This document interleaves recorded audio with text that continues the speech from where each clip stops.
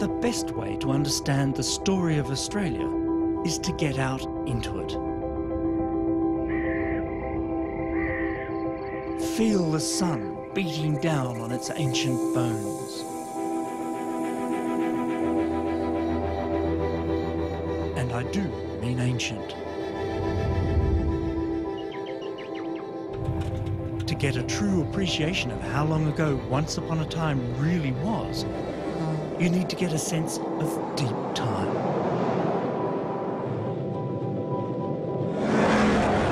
Okay, so this looks like a pretty ordinary four-wheel drive. But imagine just for a moment that it's fitted with a deep time drive. I simply dial up the time I want to go to, and by the magic of time-shifted GPS, it does the rest. You have selected the beginning. I've set the controls for 1,000,000 years per minute. That's 60 million years of history for every hour we travel down the road. You want to see the real old Australia? It's quite a ride.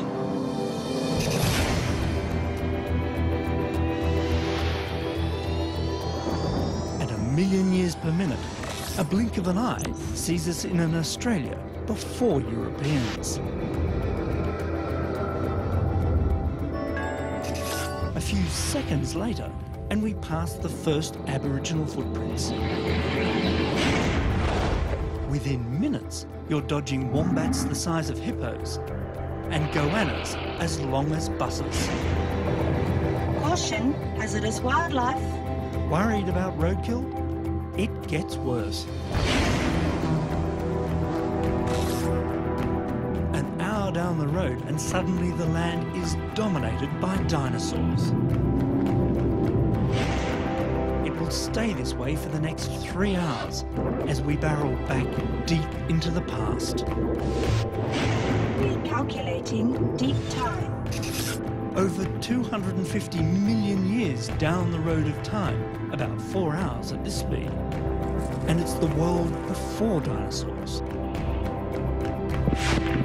Even further, and there is no life on land at all. I drive on. At 500 million years, about 8 hours since we left the present day, all life is underwater and distinctly weird. But time is deep. There's still 90% of history to go. While the entire history of humanity occupied only the first few seconds of this journey, and complex animals the first 9 hours, I have to travel back over 2.5 days at this speed to reach the first stirrings of life. Caution, destination approaching. Finally, after over 3 days travelling at 60 million years an hour, I've driven back 4.5 billion years. I've run out of road. We have arrived in the darkness at the edge of time.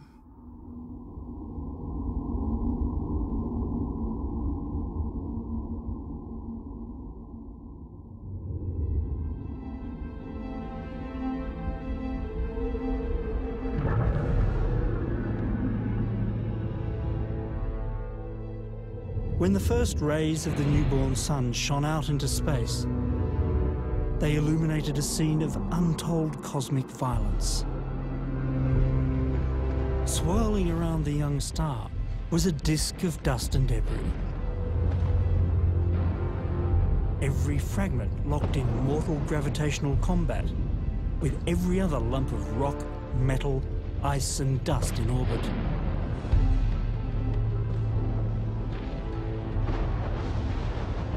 This is the process of gravitational cannibalism that marked the formation of all the planets. And the Earth grew bigger and hotter with each conquest.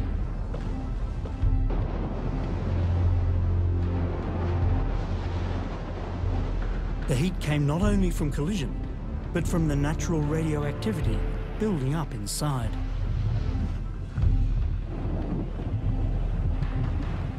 Then, just as the outer crust was beginning to harden, it's thought our planet was almost wiped out.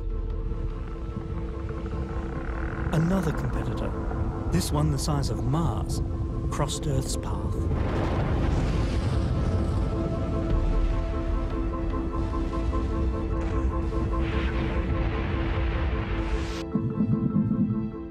The aftermath was the formation of our pale, airless companion, the Moon, and the red-hot, iron-rich ball of rock we know today as home.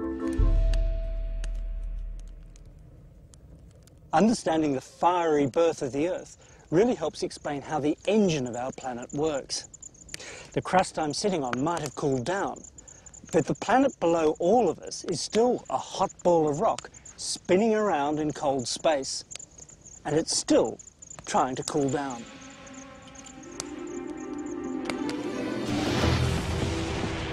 And as long as it cools, the continents we sit on continue to move. This is the engine of plate tectonics that's driven the story of our world since day one. And for Australia, we can pretty much date that first day.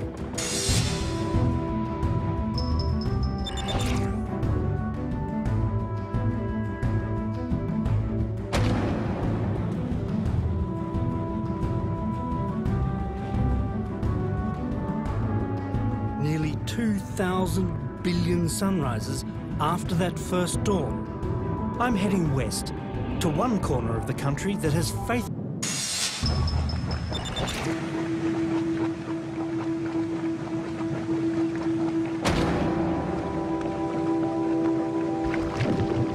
This new picture of the young Earth is of a place you would have recognized.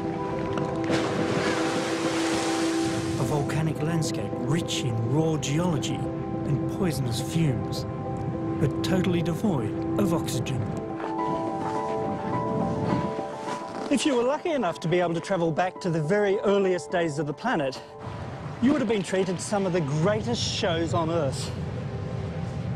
But you would have needed a lot more than a hard hat and a gas mask, because this was a very dangerous world.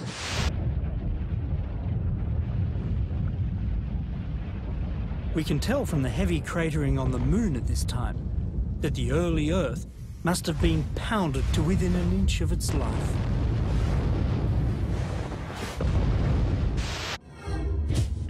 You can get a sense of what this must have been like by visiting Wolf Creek Crater in the Kimberley.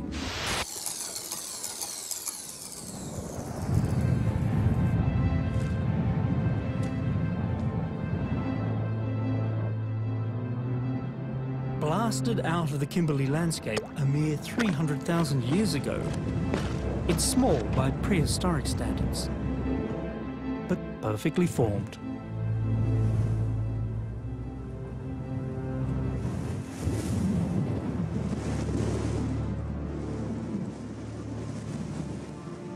The great thing about Wolf Creek Crater is because it's so fresh, relatively speaking, it's a terrific place to see what sort of impact a big impact can make. When the object hit over there, it released so much energy that it set off an explosion the equivalent of an almighty nuclear blast. As the material came out, it literally flipped the rock back onto itself around the edges. This sandstone is now leaning back, and everything that was in there either vaporized or was hurled out into the surrounding countryside. But Wolf Creek Crater was formed by an object only about 10 or 20 metres across. Combine at least one 50-kilometre asteroid striking the Earth every century with a corrosive, acidic atmosphere, and you probably have the reason so little of the early days of planet Earth survives.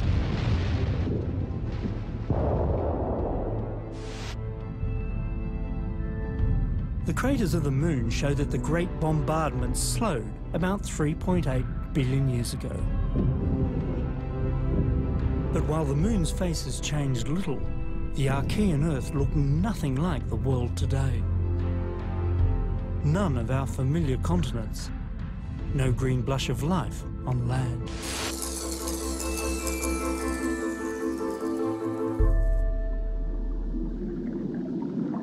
But dive into those ancient Australian seas and you would have found the first stirrings of life. It probably looked like this: slime. Some of the earliest tantalising signs of what could be fossilised bacteria appear in Western Australian rocks around 3.5 billion years ago, not long after the meteor bombardment ended.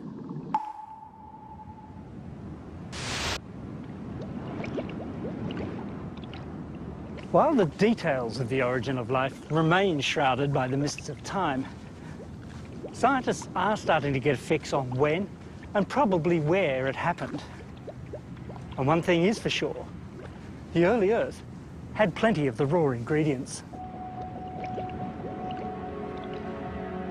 A reliable supply of water, heat and biologically useful chemicals could all be found close to volcanic vents, like in these hydrothermal pools in New Zealand.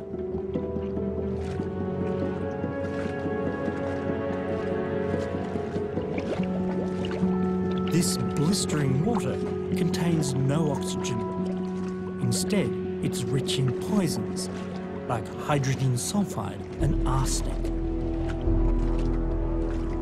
And rich in life, too. The orange scum lining the rocks is a jungle of primitive bacteria and archaic microorganisms, all feeding on the noxious goodies oozing from the hot earth below.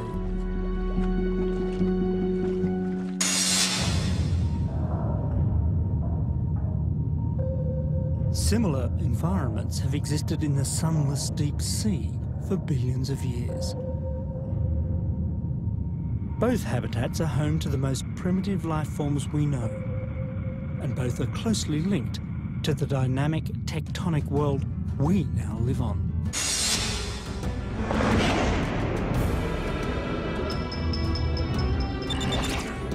Wherever it started, life soon took hold in the sunlit shallows. And to see what it looked like, we need to head to the beach.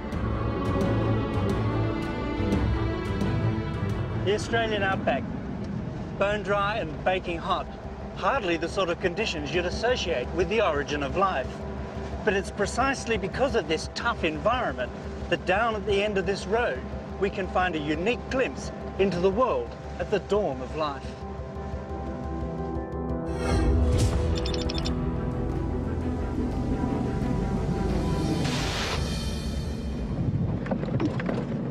If you ever wanted to pay a visit to your most distant ancestors, then Shark Bay in Western Australia is the place to do it. The high rates of evaporation here in Hamelin Pool make the shallow water twice as salty as the open sea. Just the sort of tough, preserving conditions for slow-growing old-timers who prefer to be left alone.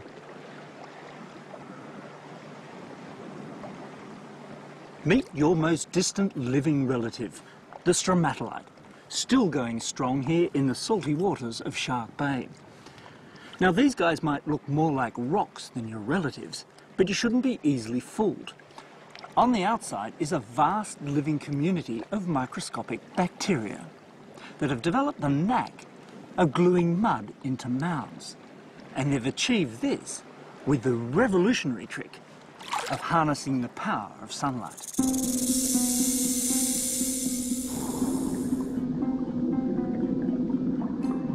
Photosynthesis changed the world. No longer slaves to volcanic energy, light-harvesting bacteria began to spread to any sunlit surface in the sea. And growing as stromatolites, they could even make their own. It's the ultimate living rock. How the bacterial colonisation of those distant shores began is a puzzle that scientist David Flannery is keen to solve.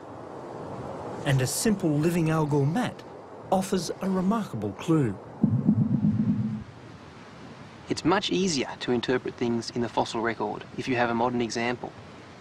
Here's a piece of rock from Western Australia in the Pilbara. It's 2.7 billion years old, and it has a very similar structures, and it comes from a very similar environment. You can see the modern example is made up of these tufts and ridges and this polygonal pattern, and the fossil example is made up of the exact same stuff. You can see the same processes in play that were working billions of years ago on the surface of this planet. They may come in a range of shapes and sizes, but these high-rise bacterial communities have barely changed in billions of years. To swim here is to take a dip deep into the past. This is a time tourist's trip to a 3 billion-year-old beach.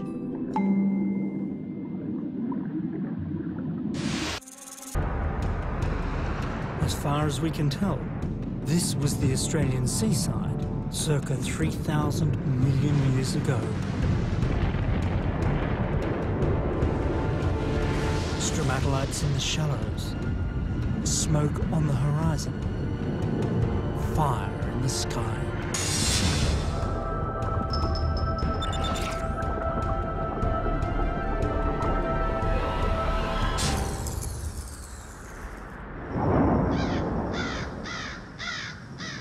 These simple life forms made their mark on the world in a far bigger way than as fossils in the landscape.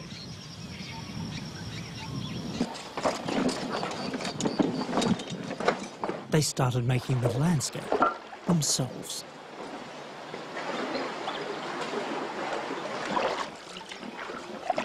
South of North Pole lies another Pilbara treasure, Karijini National Park.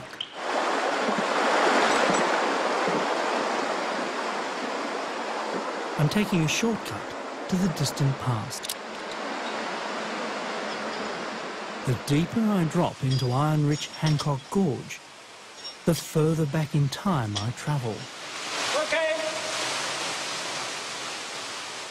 Down here, you can look back at one of the Earth's great turning points.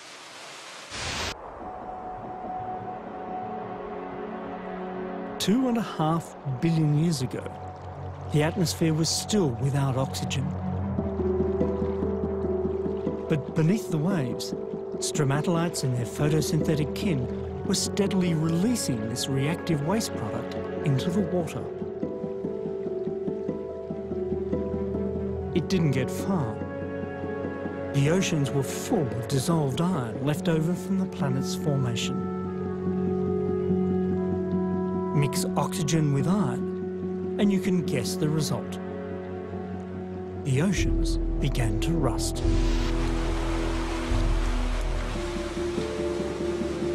Year after year, for hundreds of millions of years, the oceans rusted. Layer by layer of rich red ooze settled softly onto the deep sea floor. Now this is what I wanted to show you. See these dark bands of iron? This is the so-called banded iron formation. Now each one of these layers represents a rain of rust that fell to the seafloor 2.5 billion years ago. And you can see these pale bands in between. Now nobody knows if this represents some kind of strange seasonality, but if you think that every one of these layers of rust represents a pulse of oxygen in the oceans, then what you're looking at is the planet breathing, the first breaths of the biosphere.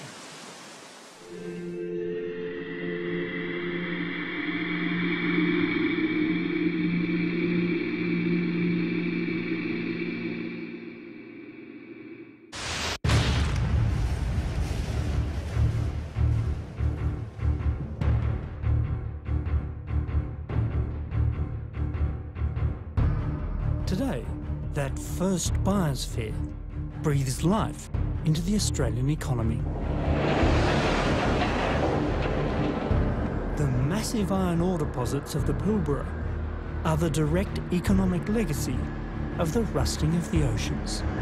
And this is the business. high-grade iron ore exposed to sunlight for the first time in billions of years. Bang it together, it sounds like metal, and this stuff is heavy.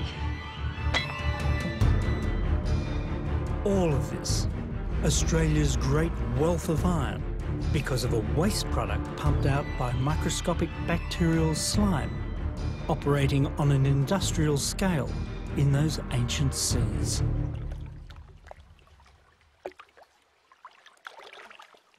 The empire of the stromatolites was without doubt the greatest in the history of the Earth.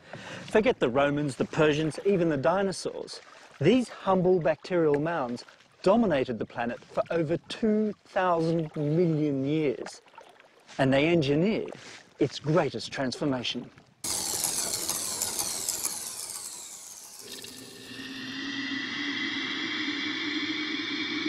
Once turned on, the oxygen tap could not be turned off.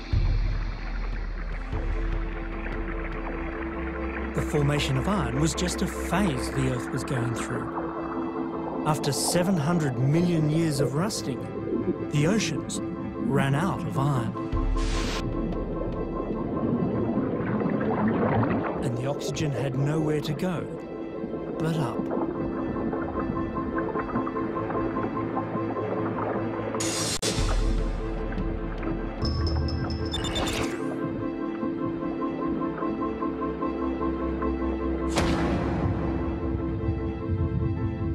Now, for the first time, oxygen started entering the atmosphere. It was to be the greatest pollution event in history. Without the oxygenation of the atmosphere, we wouldn't be here. Nor would the myriad species we share the planet with.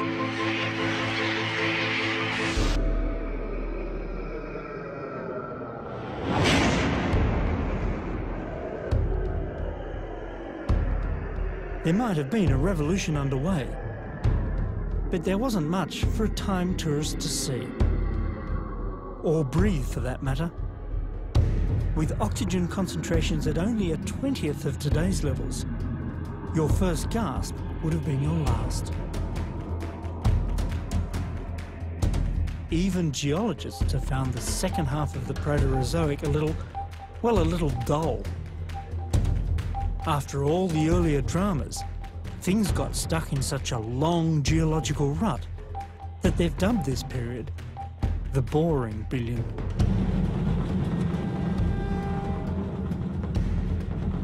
But it was quite a good time for continental construction.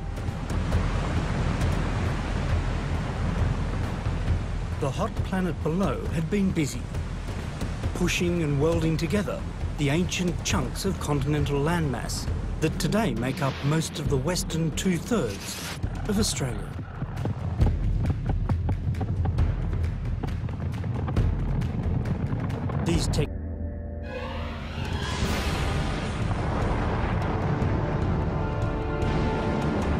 By about 1 billion years ago, most of the wandering continents, including embryonic Australia, had been crunched together into a supercontinent called Rodinia. Fossil evidence points to some of the first seaweeds, sponges and embryos appearing at this time. Life was moving beyond bacteria. And just as it did so, it was nearly stopped in its tracks.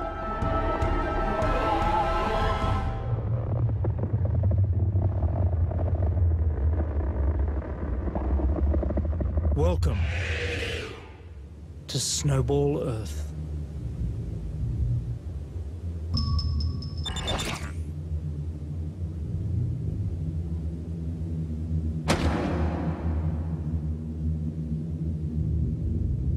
Unmistakable evidence from around the world points to two great waves of glaciation that locked the planet in the firm, icy grip that gave the Cryogenian its name. These were the most severe ice ages in the planet's history.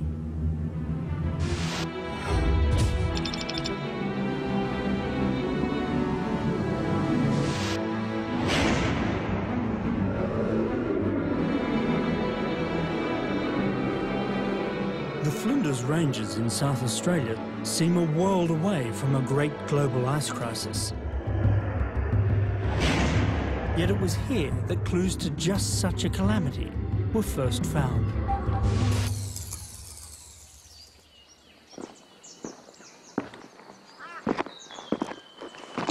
Paleontologist Jim Gayling sees hard evidence for cold climates in his old seafloor muds.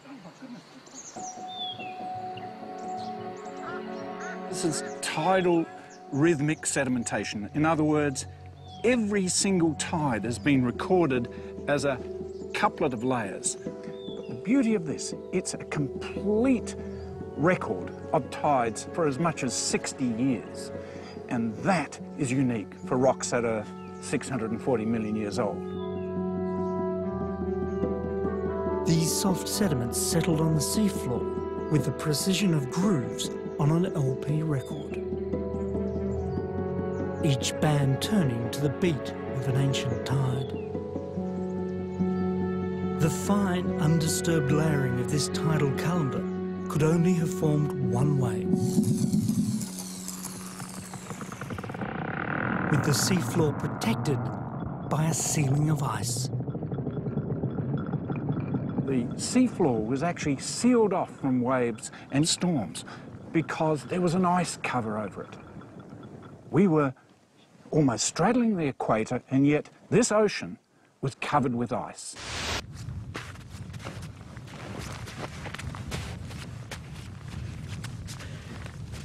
This is what we think the oceans of our planet would have looked like during one of these events.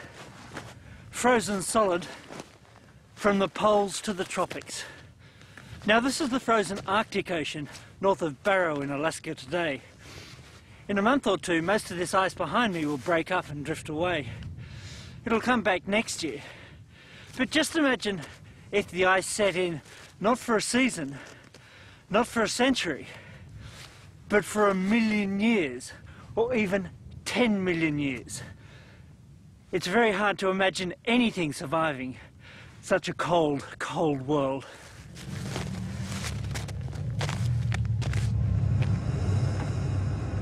But survive it did.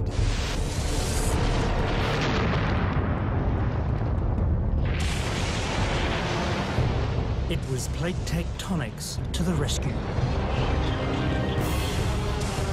Furious volcanic eruptions, it's thought, primed the atmosphere with greenhouse gases. And the Great Snowball was soon followed by the Great Thaw.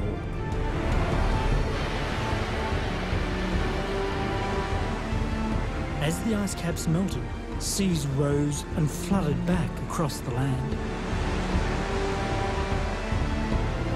But the world that returned had changed. Life had not only survived the ice-bound snowball years, it was about to flourish. The moment is caught in time, here in the Flinders Ranges. With a sudden shift to warm yellow rock, the so-called golden spike. Now, so what, you might ask? Well, this is a really significant moment in Earth's history, because everything down here is icehouse, the end of the great snowball Earth. But up here, the planet's returned to greenhouse conditions. But much more than that. At this precise point, 634 million years ago, we suddenly enter a world clearly inhabited by animals. In a secret location in the hills not far away, Jim Gayling and his team have unearthed a whole section of seafloor. A tableau of life in the Ediacaran.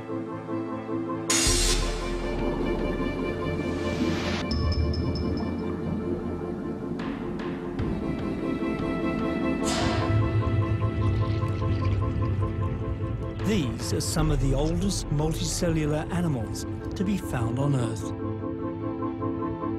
So significant that their discovery near Ediacara in the Flinders Ranges has given the age its name. So you're looking at a snapshot of life on the quiet bottom, just below the reach of waves during fair weather. Here was a garden of strange animals. Frond-shaped creatures feeding in the current. Others resembling anchors and throat lozenges.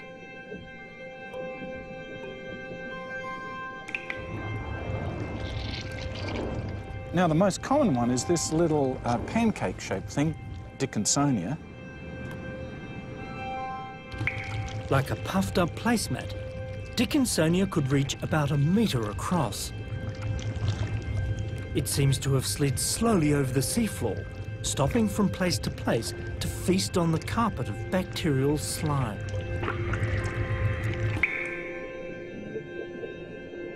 One of the puzzles has always been, though, how did these creatures feed? It probably crawled over the mats, decayed the mat underneath and absorbed the nutrients.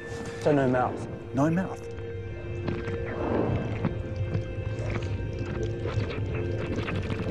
What is certain is that there were things moving about on the seafloor looking for food. Tiny things, no bigger than a grain of rice, made these tracks. What's this guy here? Oh, yeah. Now, that's one of my favourites.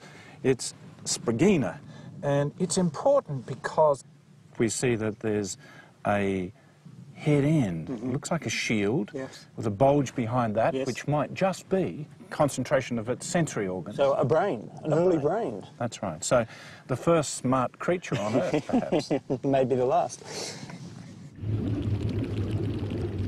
Sprigina was an animal on the prowl. A pioneer crawling into the record books right here on a long-lost Australian shoreline. The record that we have here is of the first animals, the Ediacrobiota, which could actually move and feed on the sea floor. And forever after, the Earth was going to change.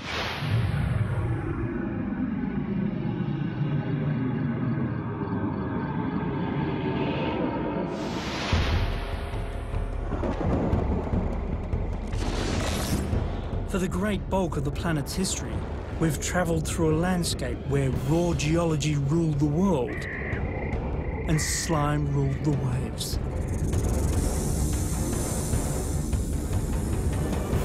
And now, after nearly 4 billion years on the road, we've arrived at the end of the beginning.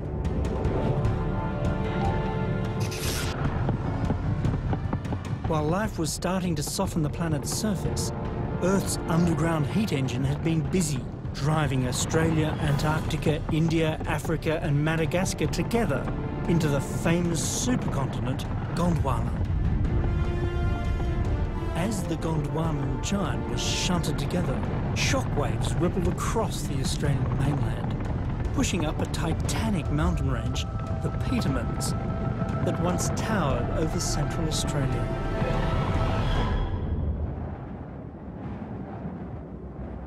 By the time the sun was glinting off their jagged icy peaks, it was also sparkling through into the first seas of the Cambrian.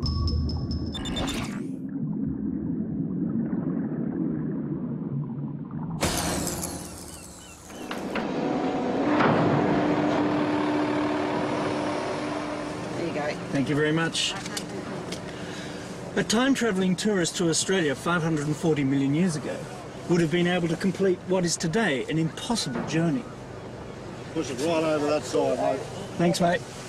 You would have been able to board a ship somewhere to the north of Cairns and sail inland almost to the south of Adelaide.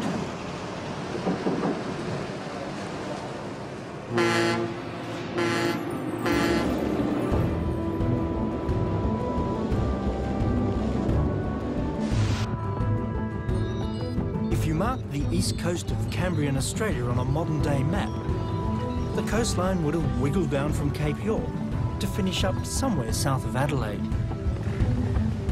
It's called the Tasman Line. This would have been the view to the east of the Tasman Line, nothing but open sea. The entire eastern third of the continent hadn't been made yet. The eastern states of Australia, where they existed at all, were still mud at the bottom of a tropical sea. If you'd been able to gaze down into those warm, ancient seas, you would have seen that they were teeming with an abundance and diversity of life, the like of which the planet had never seen. It's been dubbed the Cambrian explosion, a reflection of just how quickly animals took over the oceans at the time.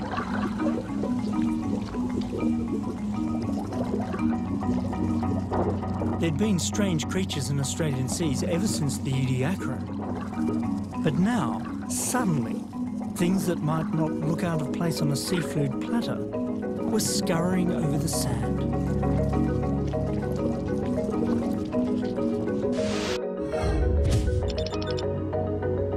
And one of the best places on the planet to meet them is Kangaroo Island.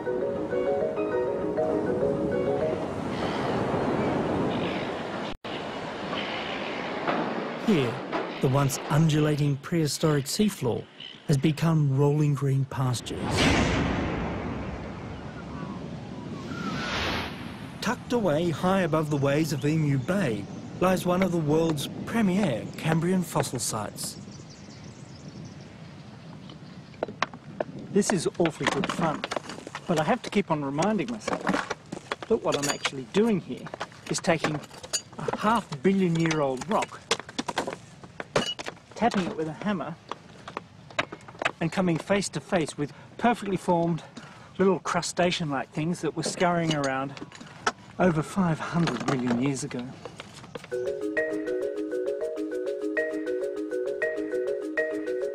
These are trilobites, ancestral arthropods that made their grand entrance in Cambrian seas. The Cambrian explosion was a time period in the history of life which is probably one of the most significant in Earth's history. We see animal groups that are recognisable today first appearing in the fossil record. So the arthropods, for example, things like spiders and crustaceans and insects, and the mollusks, another major group that we see today. They have their recognisable beginnings in the Cambrian.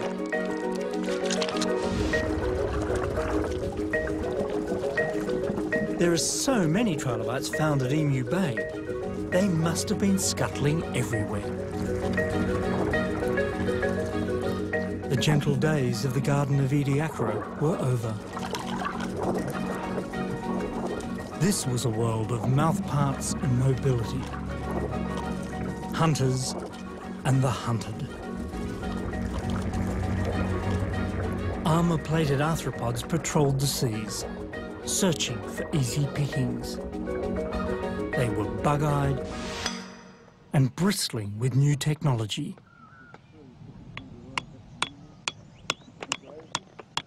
Astonishingly, some of their soft body parts have been exquisitely preserved. Here's looking at one of the world's oldest eyeballs.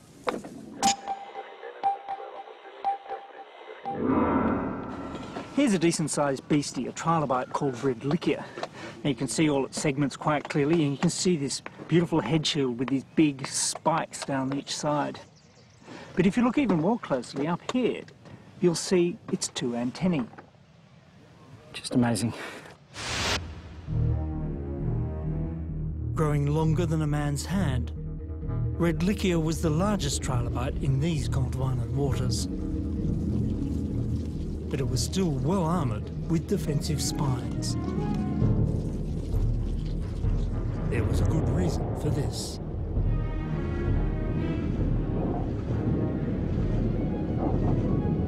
Top predator in the Cambrian Ocean was a giant arthropod called Anomalocaris.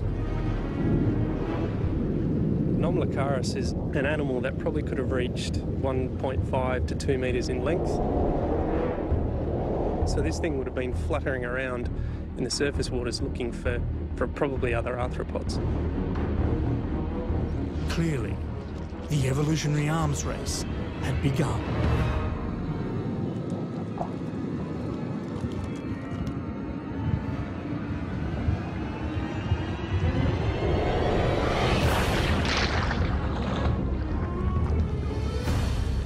While the trilobites went on to reign for another 250 million years, Anomalocaris swam into oblivion by the end of the Cambrian, leaving no known surviving relatives.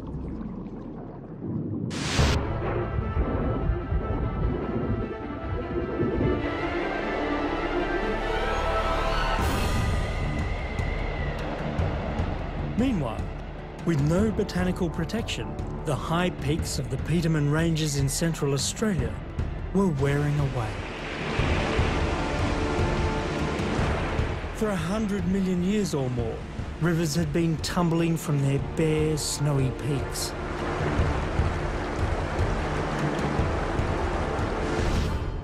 These days, the Petermann Ranges are little more than a fading blue blip on the Central Australian horizon. But their legacy lives on. As the ancient waters poured out of the mountains, they carried the raw materials for two of Australia's most treasured rocky landmarks. The rivers that roared out of the mighty Petermann Ranges, which once towered on the horizon, swept their heavy load of worn-away mountain as far as the water would carry it. A lot of it ended up here to form the magnificent bedrock of Catajuta.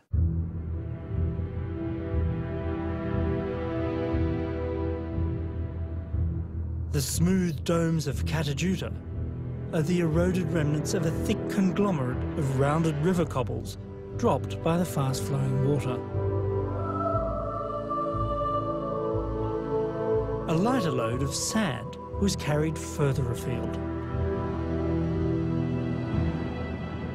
It ended up here, about 50 kilometres away, where rivers slowed as they met the shore. This is how Uluru, the great red rock in Australia's desert heart, began life. As wet sand from a recycled mountain range, settling at the edge of a now vanished Cambrian sea.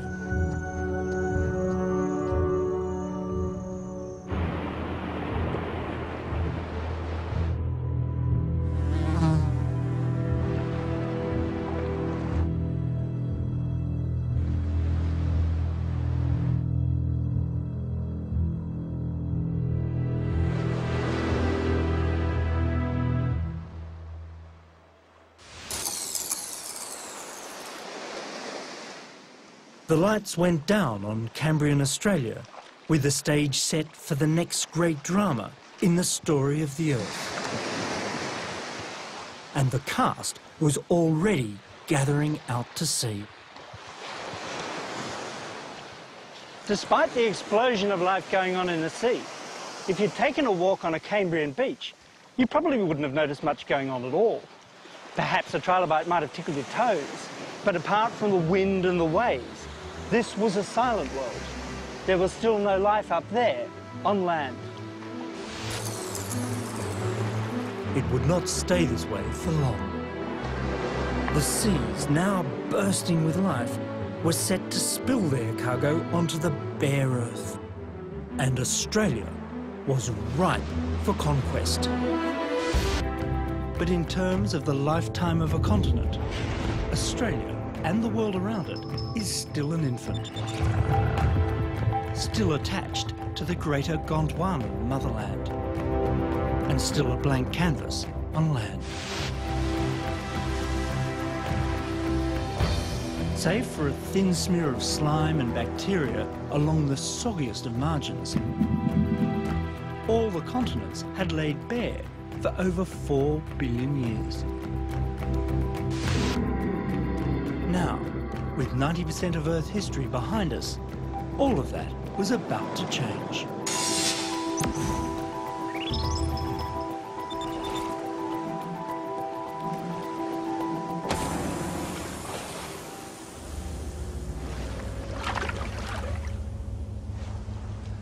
The tremendous explosion of life that began in the oceans of the Cambrian was still going strong at the dawn of the Ordovician, the second of the 6 great periods that make up the Paleozoic.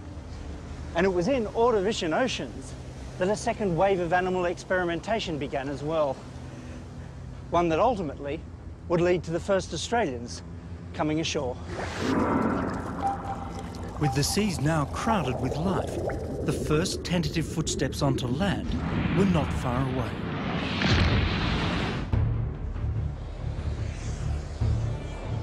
Now, at the time, Australia was just one of an exotic collection of lands, including India, Africa, South America and Antarctica, that today we call the supercontinent Gondwana. Australia's position was just about here, right at the tip, just north of the equator and mostly underwater.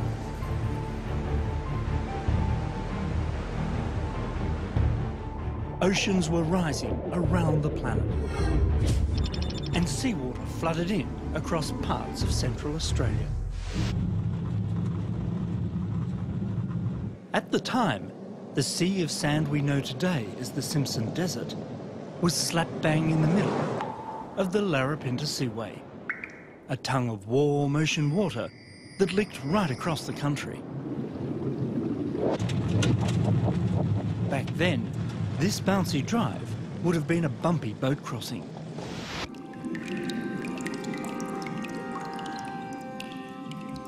As the rising waters swept in, they carried a rich bloom of plankton, food for some of the earliest fish to swim in the sea. And they swam right here, right above me.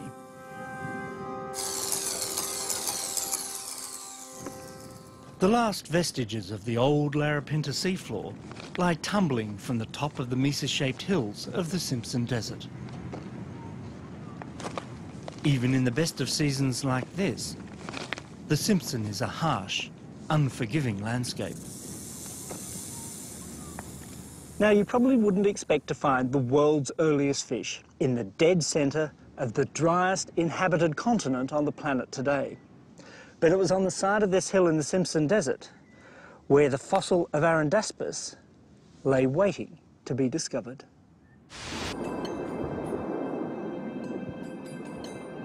We only know Arundaspis from the bony headplates it left behind, enough to tell that this was a fish with a simple tail and no real fins. Nor did fish like Arundaspis have jaws or even teeth. They probably just slurped in whatever morsels they could find. But don't underestimate the significance of this fish. This was an animal with a backbone. And being one of the first vertebrates, we can all trace our ancestry back to an animal like this.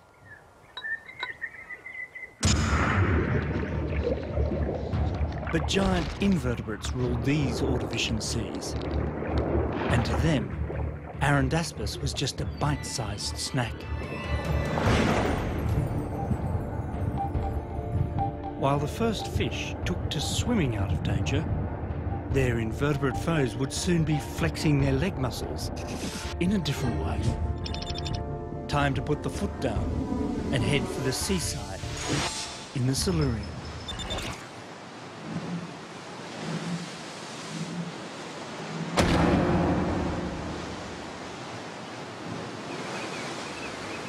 On a remote stretch of the Western Australian coast, the 21st century Indian Ocean eats away at an ancient Silurian shoreline. Wind and water have exposed the burrows of long-gone animals in the sandy coastal cliffs. The original inhabitants of the burrows remain a mystery, but not the predators attracted by such rich pickings along the prehistoric shoreline.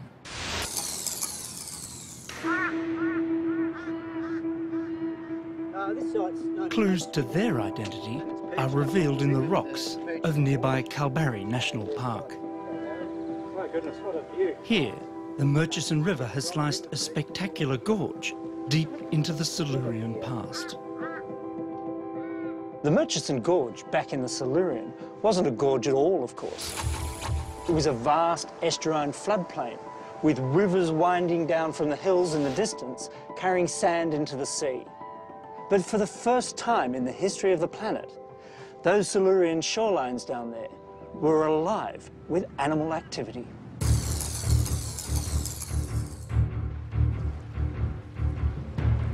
This may not have been a good time to take the kids to the beach. Armies of sea scorpions were massing in the shallows. Known to paleontologists as Eurypterids, these giant arthropods could grow as long as a man is tall. And they bristled with armoured legs and fearsome claws. Far less threatening was this bloke. Calbaria was probably an ancestor of modern crustaceans and grew about as long as a king prawn. Whether in search of food, a safe place to mate, or simply to avoid the nasty neighbours, Calbaria clambered ashore and left clear imprints of its many tiny feet in the rocks.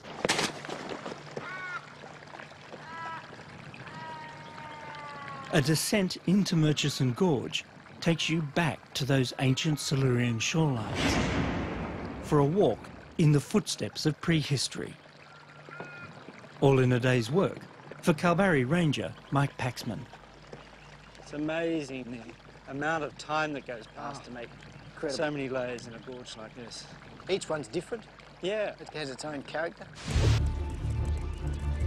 Down here, it soon becomes clear that the sea scorpions followed Calbaria ashore. This is what we call track central. I can see why. Yeah. There are tracks everywhere. This is probably the best site in the park to look at these Eurypterid tracks. Our animals come through here. So in shallow water? Shallow water. Okay, been slipping and sliding a little bit as he comes around the corner. That's exactly right. But here, I mean, I can see clearly this is kind of sloppy-looking track here. It is. But once you come over here, you start seeing really discrete footprints. Clear graphic demonstration of a creature walking out of the water and onto dry land. And where we are here in the depth of the gorge, we're in the oldest of the Silurian sediments in this area. Quite a historic little spot you've got here. Very, very. The Kalbarri trackways are the oldest direct evidence for animals on land. And even though these formidable beasts could not stray far from the water's edge, a beachhead had been established. So this seems to be how the animal invasion of the land began, with a scary assortment of arthropods with attitude slinking and scuttling ashore onto the wet sands of a new frontier. But this wasn't just a continent to exploit. There was a whole planet for the taking. Waiting beyond the breakers were all the wide brown lands of Earth.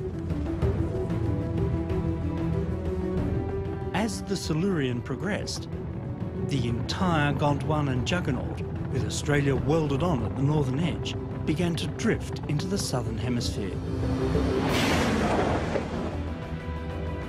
Australia, already under animal assault, found itself centre stage for the waves of invasion and conquest that would follow.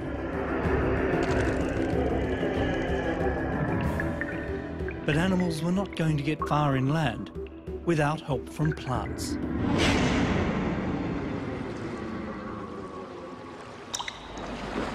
They too came out of the sea, first as slime, then as low spreading things that clung to dampness. Algae and fungi captured the shoreline, followed by tiny forests of lichens, liverworts and mosses, pioneering the move inland.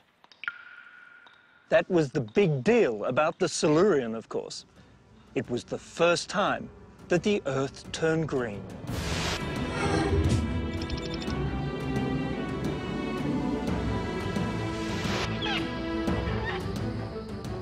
Today, we take for granted the plants around us. It's their oxygen we breathe, their food we eat. But the land can be a tough, dry place to live. And any plant going to make it big out here needed a thick skin and a little internal fortitude. Just such a plant first took root somewhere around here.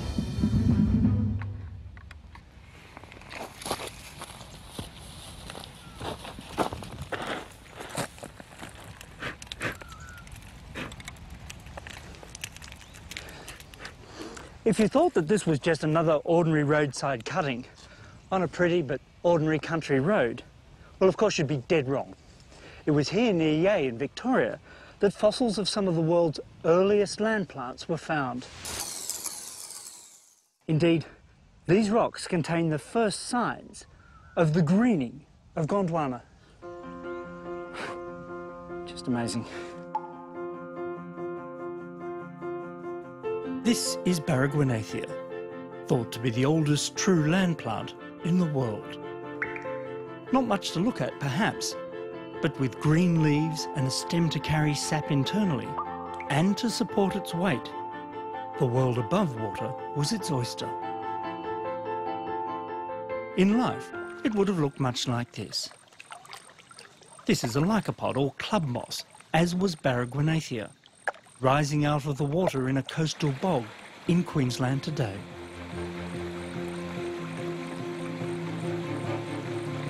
These are the direct descendants of the green revolutionaries who changed the face of the planet. If you look closely, you can see many of these Silurian age plants still clinging on in damp corners around the country. Here's a rainforest Selaginella, a tropical tassel fern, a club moss in Tasmania, even a Silotum in Sydney.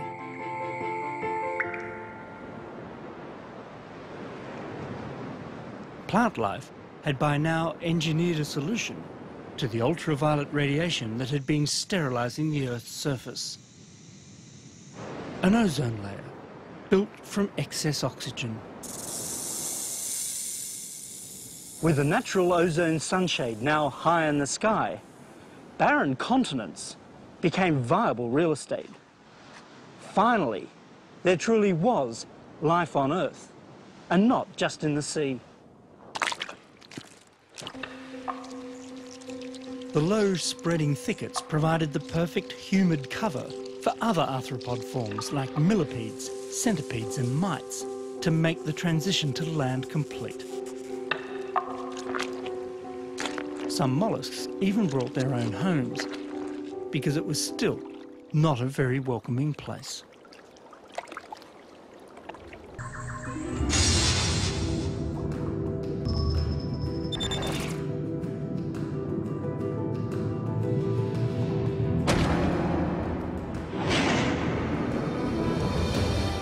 .300 dusty kilometres to the south of the Bungle Bungles, and you can run down to that same ancient sea. Once home to some of the most spectacular tropical reefs on the planet.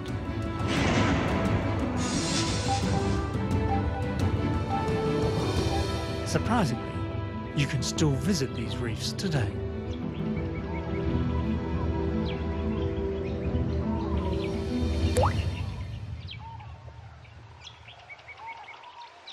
I'm standing at the base of the Great Devonian Barrier Reef.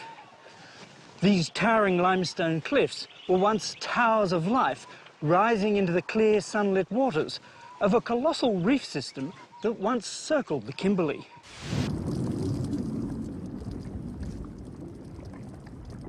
In both size and significance, the Devonian Reef rivaled modern Australia's Great Barrier Reef. Its limestone ramparts were once festooned with crinoids and corals, sponges and sea squirts, and many other creatures still found clinging on in tropical waters. That Devonian life has gone, but the great reef walls still stand to this day.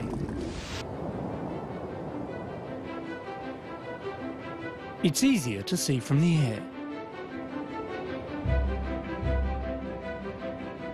In the same way that the Great Barrier Reef fringes the Queensland coast today, the Great Devonian Reef skirted in a sweeping curve around the Kimberley hinterland for perhaps 1,000 kilometres.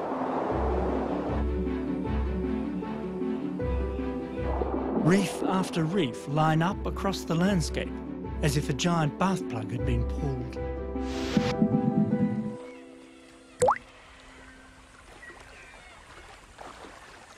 These days, freshwater crocodiles guard the only water left.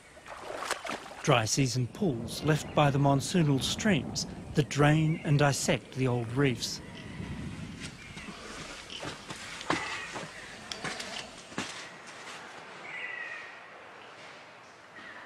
At Tunnel Creek, one such stream has carved its way right through the Devonian limestone range.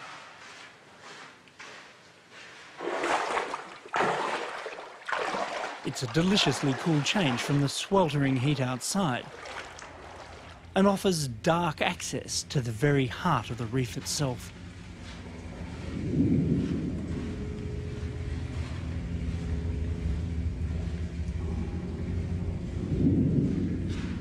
A whole suite of reef-building organisms built this great Devonian reef above me. You can see a lot of their ghostly remains in the rock still. Sponges, stromatolites, corals, strange extinct things called stromatoporoids. But the real stars of the show here weren't the things that made the reef, but the things that swam around outside it. Things with fins, because this was the great age of the fishes.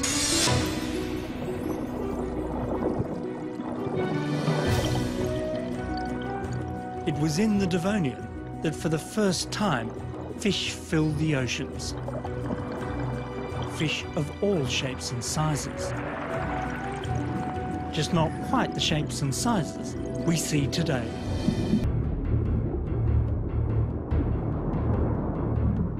Kings of the Devonian seas were the placoderms.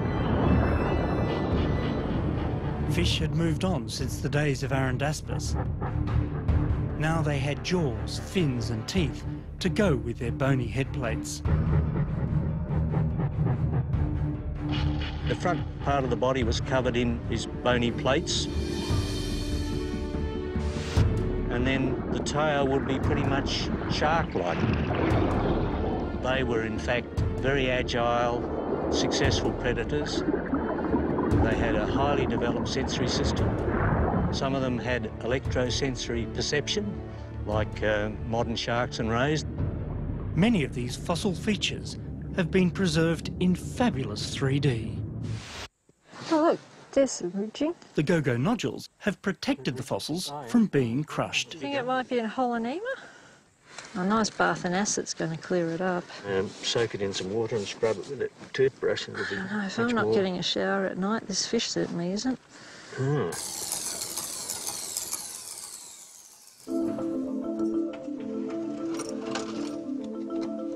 It's only once the limestone nodule is dissolved away in acid in the lab that the fossilised fish within come back to life in astonishing detail.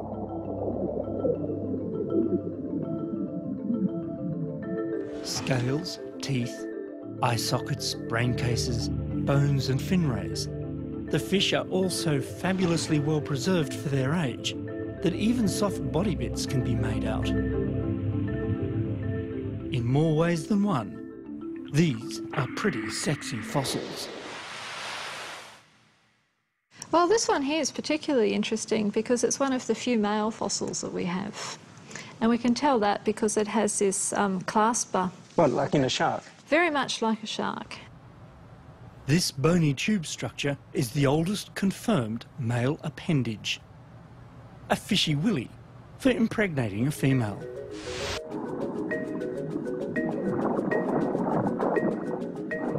The Devonian was an important time for vertebrate life, with many biological experiments underway, including the all-important vertebrate sex.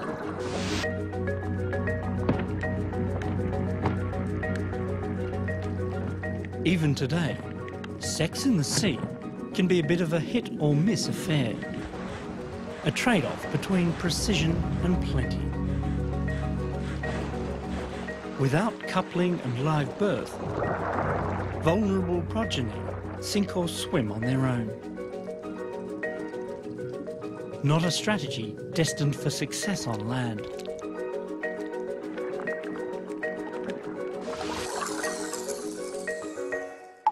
This is a portrait of the world's oldest preserved mother with child. And we have the fossil to prove it. This is perhaps our most famous discovery to date. This is the mother fish, and this is the real kind of clincher we had, that you could have live birth. And it's this little structure here, right around the bottom, and that is the umbilical cord, which is attaching the mother to her unborn embryo. My goodness, that's the world's earliest umbilical cord we know of. It is. It's the world's earliest evidence of live birth in any vertebrate.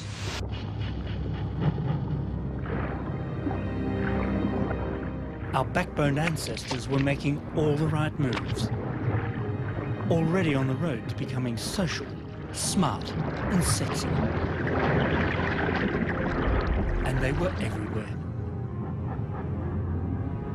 We know that the same sorts of fish were swimming in the waters of Australia's east coast at the same time, though under slightly more hazardous conditions.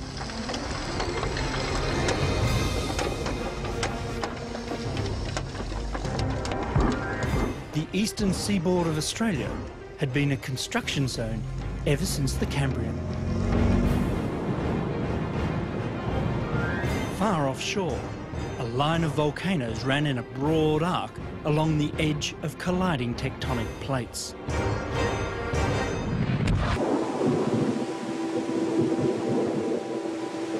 As rain fell on the newly constructed east, rivers ran back down towards the sea, filling the freshwater lakes and billabongs of the new coastal landscape. Throw a line into one of those Devonian rivers and you would have caught plenty of fish that looked almost identical to this.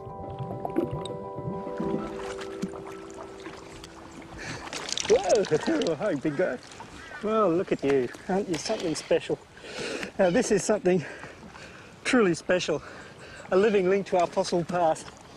It's the Queensland lungfish, Neoceratodus fosteri, and I'm trying to hold him, I hope. Now, he is the most primitive of the handful of lungfish that still swim on planet Earth. Think about it for a moment.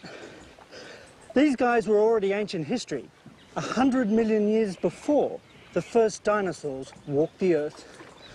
And if you're worried about that fish out of water thing, these guys are called lungfish for a reason. They're built for it. There you go, matey. Off you go. Thank you.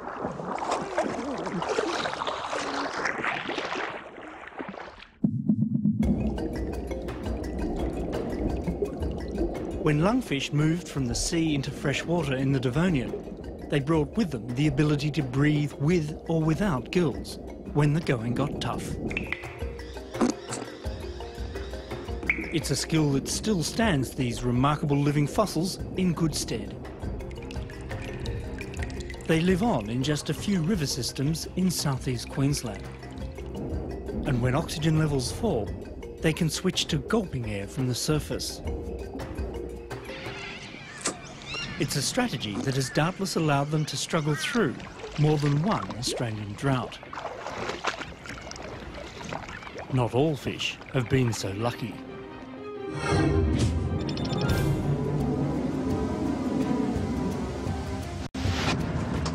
As far as we can tell, drought is a problem that has plagued the country for at least 360 million years. We know this because in 1956, the local council sent a bulldozer to smooth out a bad bend on the Canowindra to Goolagong Road.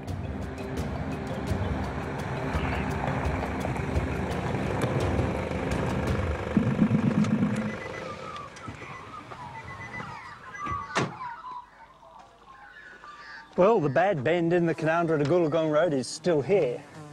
And you wouldn't know it to look at it, But I've just parked right on top of one of the most spectacular Devonian freshwater fish sites in the world. The roadworks inadvertently lifted the lid on Australia's oldest known billabong.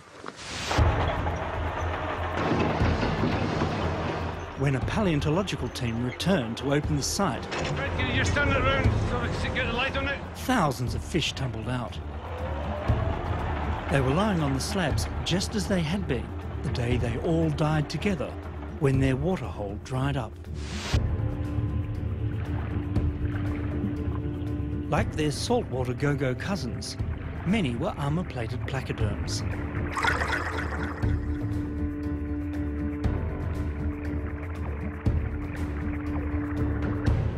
There were lungfish here as well, and another related group of fishes with four-lobed fins that we humans should be very thankful for.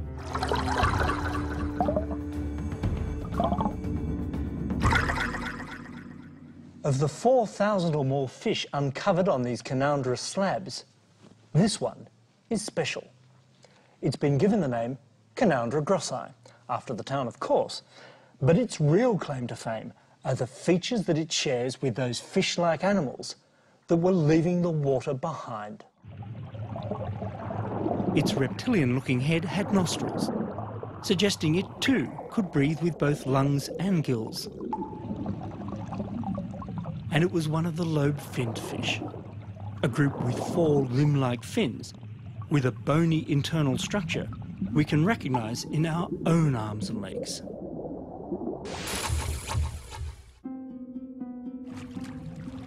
It's not hard to imagine that somewhere in the drying Devonian billabong at Canandra, at least one of those fish might have got away by walking onto land. And this is why. Hard evidence in the form of fossilised four-legged footprints of about the same age and found near the Genoa River in Victoria.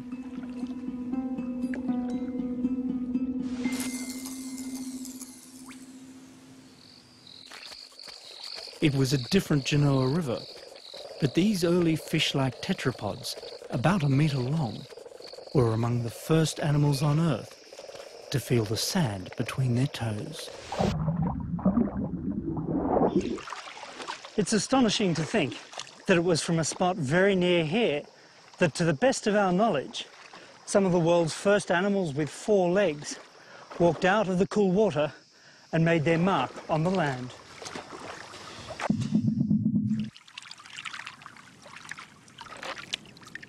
It's not hard to see how the evolution of walking limbs might have come about. Many Australian fish species today are still testing out ways of getting about without swimming. This is the aptly named handfish, hopping and skipping its way along the Derwent estuary in Tasmania. And this, that master of the tropical mangrove, the mud skipper.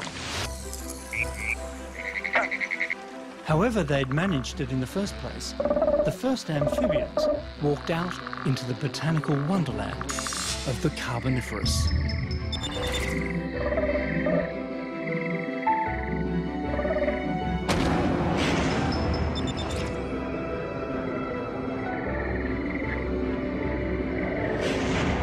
The Carboniferous saw all sorts of new plants putting down roots and pumping out oxygen at levels the planet had never seen before. Huge forests, especially in the northern hemisphere, helped push up oxygen levels in the atmosphere to 50% higher than today.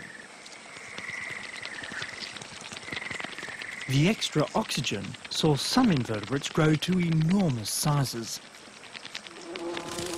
It allowed millipedes the size of snakes to scuttle across the land, and insects as large as seagulls to take to the air. The rich insect pickings on offer must have favoured the spread of the amphibians now moving through the landscape.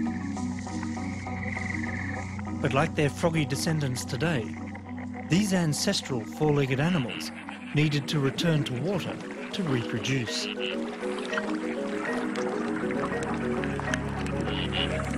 Sometime in the Carboniferous, the first reptiles overcame this limitation. Wrapping their eggs in a membrane blanket with a hard outer shell, reptiles could take a watery egg with them on their travels. It was a solution so successful that it allowed the many contemporary lizards of Oz to still claim the arid Australian outback as their own. But at the end of the Carboniferous, just as world domination lay within the reptile's grasp, the changing world threw up another great climate challenge.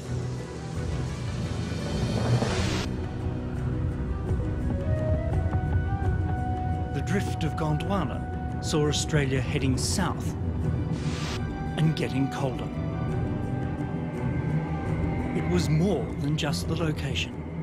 The Earth had slipped into another ice age, and Australia was covered in more ice than it would ever see again.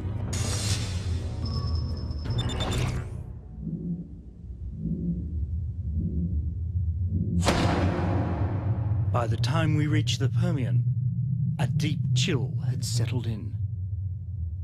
Ice carved its calling card on the country. What Australia's Permian Ocean lacked in diversity, it made up for with abundance.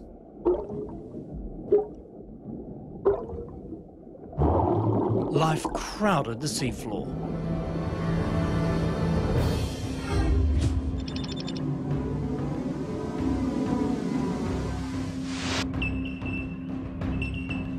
It was the same story on land. And the proof can be found hidden underneath Australia's moist eastern seaboard. Much of it right under modern Sydney. Beneath the eucalypt forests that surround the city of Sydney today lie cool climate forests, far more ancient. Welcome underground, gentlemen. Ground floor of the Permian. I'm heading deep into a coal mine at Helensburgh, on Sydney's southern outskirts.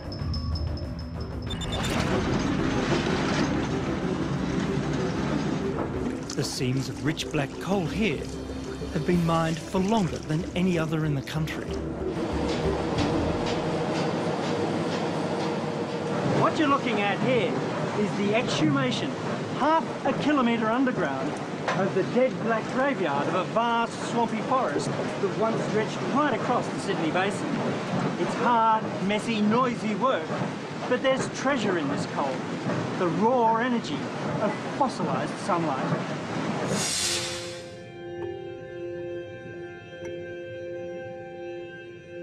Half the energy used to light Australian homes, fuel industry, cool beer and power this program comes from Permian plants buried faster than they decomposed over 250 million years ago.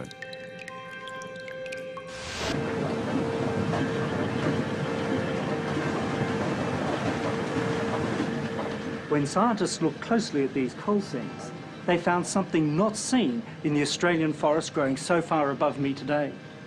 The fossil leaves they encountered were found in alternating, repeated layers. Every autumn, it seems, these now blackened Permian coal forests were once a riot of colour.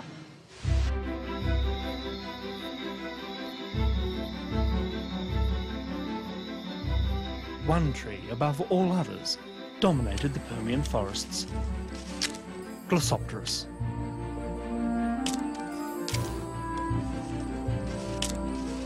Glossopteris had solved another part of the problem of reproducing on dry land by encasing its embryo in a protective seedy shell. So successfully, it turns out, that fossilised Glossopteris leaves are the botanical signature of all Gondwanan lands.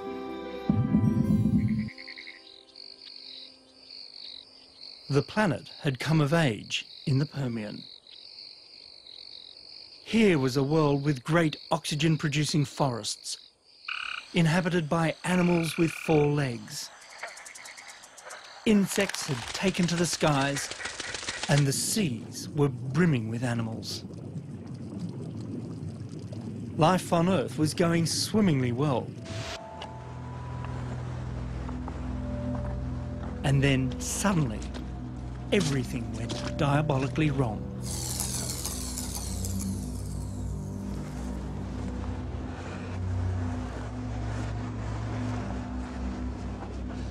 Well, the Permian came to a sudden and very sticky end right here at the greatest extinction boundary in the planet's history. Now, this black coal is the last coal to have been deposited anywhere on Earth in the Permian. The last of the great Gondwana and Glossopteris swamps. But it also marks the bitter end for over 80% of all species alive on the planet at the time. This truly was the world's greatest cataclysm.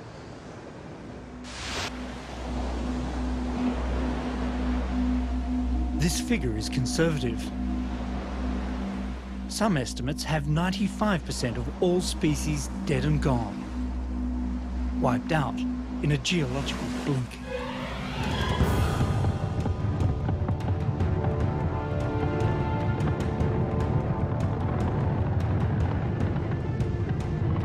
The trigger, it seems, did not come from outer space, but from underground.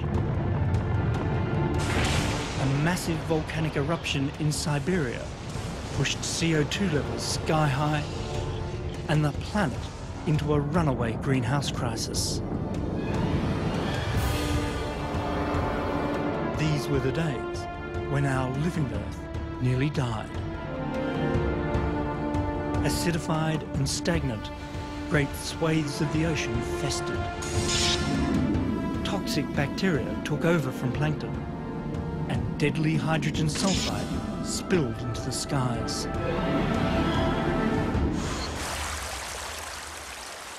But with change, even of the calamitous kind, comes opportunity.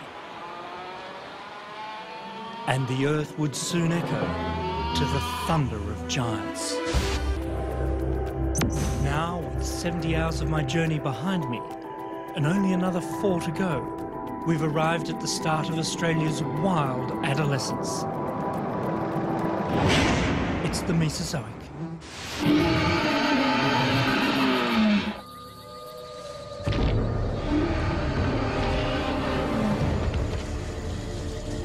The Mesozoic is the one geological era nearly everyone has heard of. And for good reason. It's in the Mesozoic, home of the Triassic, Jurassic and Cretaceous periods, that dinosaurs ruled the Earth. But despite such world domination, evidence for their conquest of Australia has been a little thin on the ground. Until now.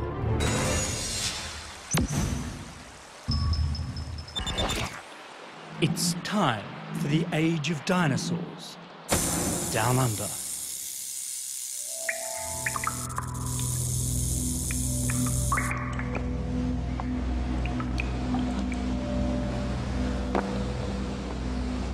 The Triassic, the first of the 3 great periods that made up the Mesozoic, got off to a pretty shaky start. The Permian crisis, the world's most catastrophic extinction event, was over. But gone with it was perhaps 95% of the biological diversity of the planet.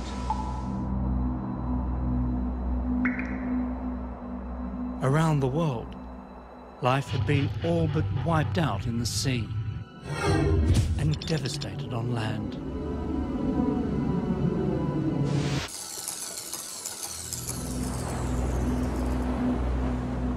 Yet somehow, out of the carnage and confusion of that devastated world, rose a new one. And with it, the dramatic sandstone landscape of Sydney.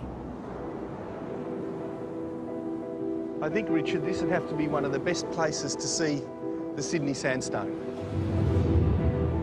There's the Pacific Ocean. There's North Head over there. There's the entrance to Sydney Harbour just behind us there. Over here's the Gap. And a lot of rock underneath us. There's about 250 metres of solid sandstone. But there's a lot of history in the story we're not... Biologist Tim Flannery knows the landscape of my hometown well. Sydney, it seems, was built on the aftermath of disaster. We would have been standing when this sandstone was laid down in a post-catastrophic world. We've had the great disaster of the Permian extinction, with life almost extinguished, 95% of all species gone. Even plants struggled to recover. The colourful forests and rich coal swamps of the Sydney Basin had gone.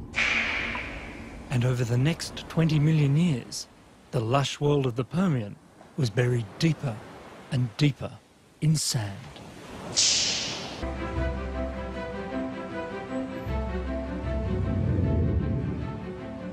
Sydney is defined by its Triassic geology. From the warm glow of its stone buildings to the shape of its harbour, the sandstone dictates everything, from the flow of traffic to the form of its native flora. The sandstone cliffs stand hard and proud against the Pacific Ocean and weather into the soft golden sands of the surf line. The sand also buries the Permian peatlands, allowing them to become the coal that powers the city. And rising to the west, this same sandstone forms the rocky ramparts of the Blue Mountains and the Great Dividing Range. All of this, a legacy from the dark days when the Earth nearly died.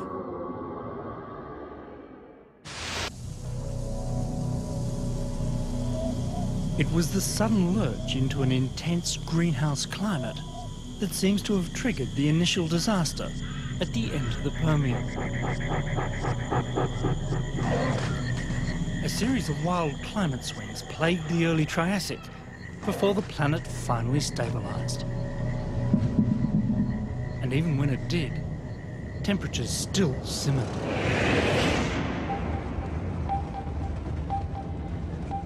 In the Triassic, conditions would have remained pretty hot and dry no matter where you went on the planet.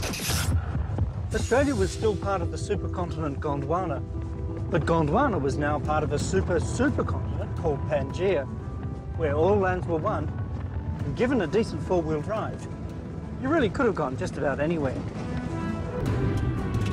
Australia had joined the wild bunch, though it was very much at the bottom of the continental pack.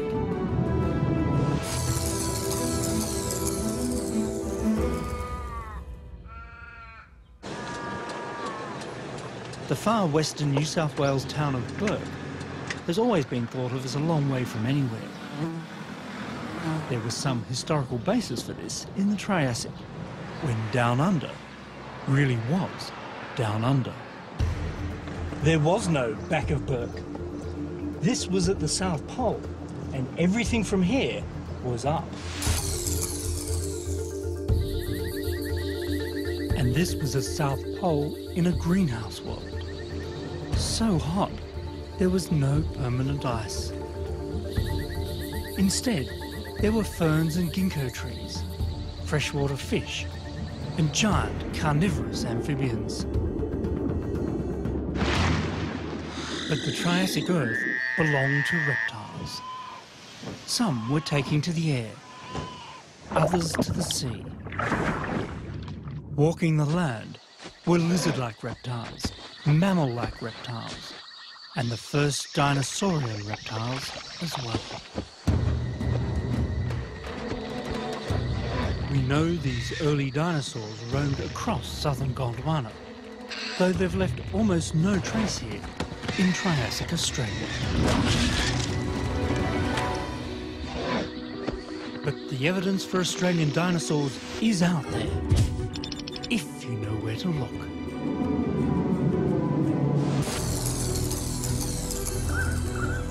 The old gold mining town of Mount Morgan in central Queensland is one such place.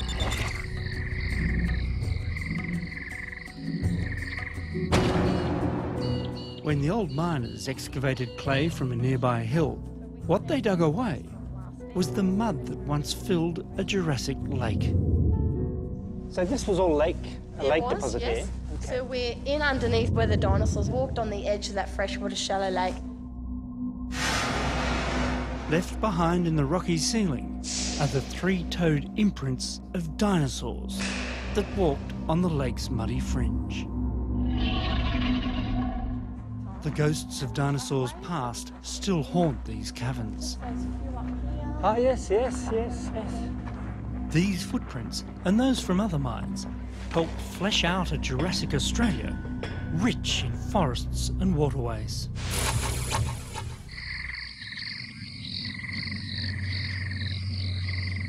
I'm standing in what was the muddy edge of a lake, and up there, on the lake's surface, a theropod once walked above me.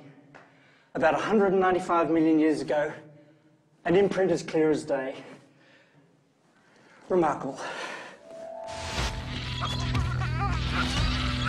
Unfortunately, like the rest of Australia's Jurassic dinosaurs, he remains just tantalisingly out of reach.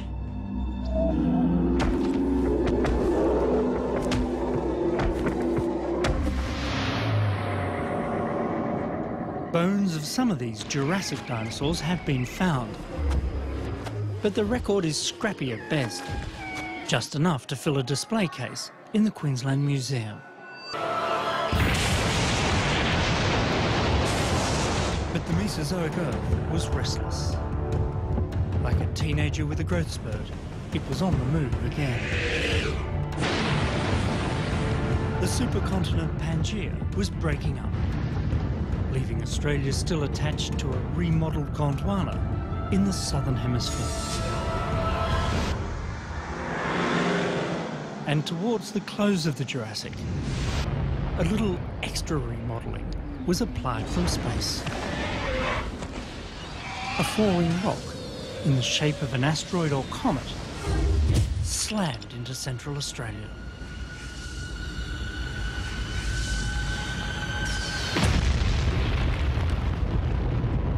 It was a bullseye that you can still see, almost bang in the middle of the continent. As impressive as it is, Goss's Bluff, or Naralla to give it its indigenous name, is a shadow of its former self. Most of the original 20-kilometre wide crater has been worn away. What's left is merely the bowl punched deep into the earth below ground zero. Still, the ring of low hills gives a pretty good hint at the scale of utter devastation that must have been visited upon the land for at least 100 kilometres in every direction.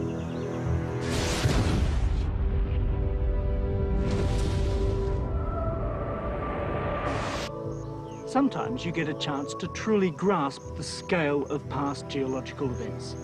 And when you do, it's truly humbling.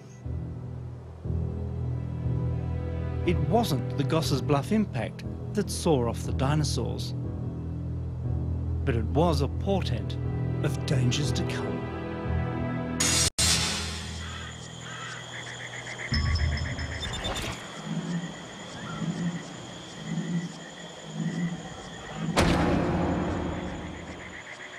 When dawn broke on the Cretaceous, dinosaurs still had their claws on the continent. From one side of it to the other. It's been a long wait, but finally, the 21st century is throwing new light on the Australian dinosaur story.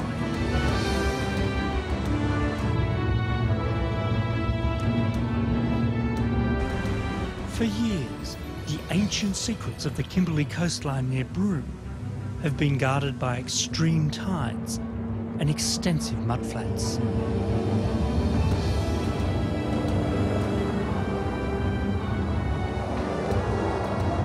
It makes for an easy place to imagine what might have been walking the land in the primeval past.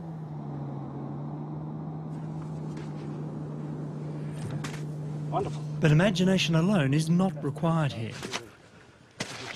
The giant beasts of the early Cretaceous have made their presence clear to us.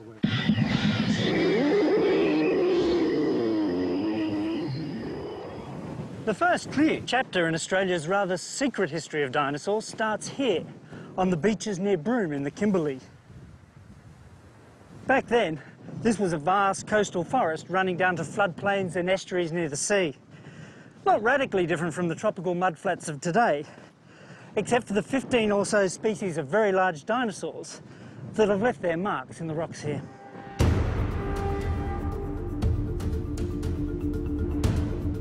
Footprint evidence shows dinosaurs stomped along a staggering 100-kilometre stretch of this coast. They must have been everywhere.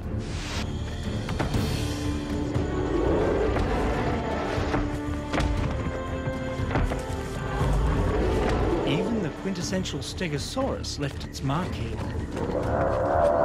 One of only a handful of prints in the world. But the largest and most abundant footfalls belong to the towering vegetarian sauropods. And this is the trackway of one large sauropod that came wandering past Broome around 132, 135 million years ago. Big footprints. One there, another one there, a big footprint here, and interspersed amongst them, some smaller footprints, thought to have been made by a calf, wandering with its mother. There's little evidence, though, for parental care in sauropods. And once you reach this sort of size, little need for it. Finding enough to eat was probably a bigger concern than avoiding predators. But for most Australian dinosaurs, day-to-day life was a hazardous experience, as a small herd discovered near Winton 95 million years ago. That moment is frozen in time here at Lark Quarry, site of the world's only recorded dinosaur stampede. Picture the scene here one ordinary day in the Cretaceous. This was a broad, muddy spit running down into a lake just over there.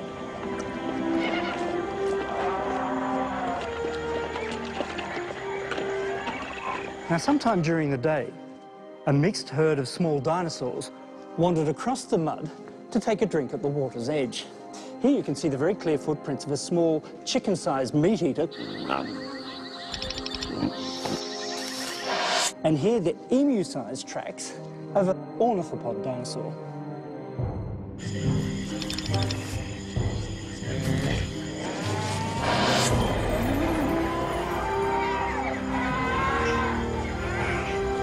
But behind me, probably more or less where the wall is, was the start of a forest of tree ferns and ginkgo trees.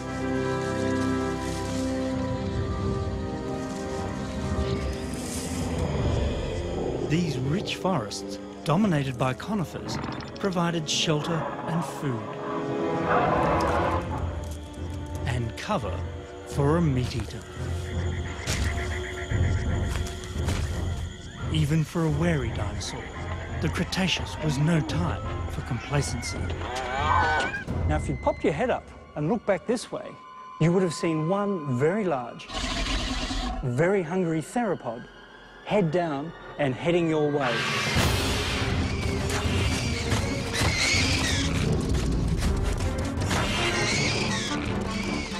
In the pandemonium that followed, 150 terrified dinosaurs scattered in all directions, sliding on the mud and crashing into each other as they raced to reach the relative safety of the forest beyond.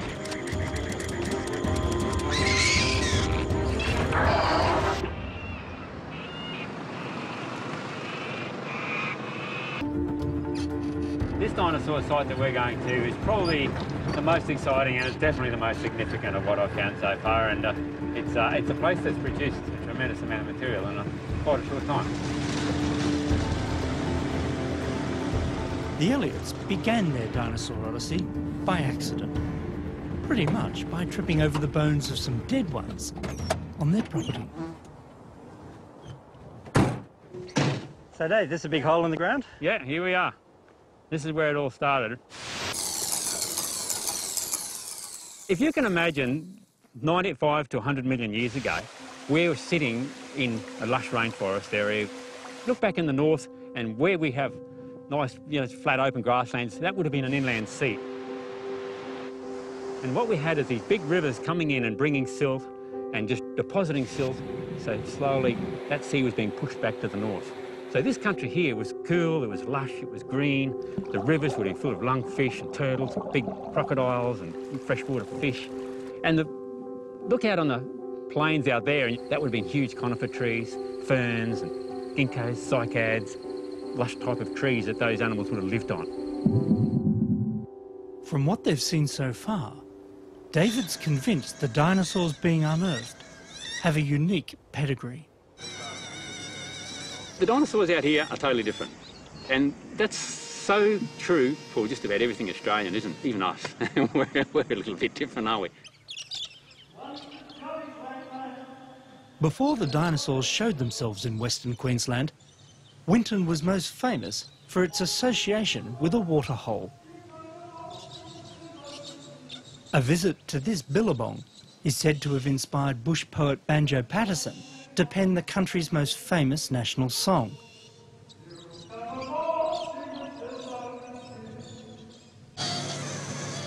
That legacy lives on. Each animal being revealed to us, bone by ancient bone, is given a local nickname. If there's a dinosaur, say, comes from the Winton area, then it needs to have that context. And one of the strongest contexts, of course, with Winton is Banjo Patterson, Waltzing Matilda, and that link. Not exactly waltzing, but here's one big-boned girl, the sauropod, Matilda. You're talking about a sauropod that is about 4 metres high at the hip and probably 18 metres long.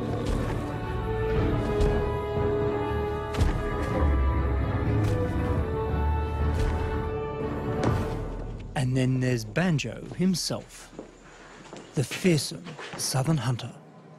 You look at these things and they're just skinny bones, really. They don't look all that significant.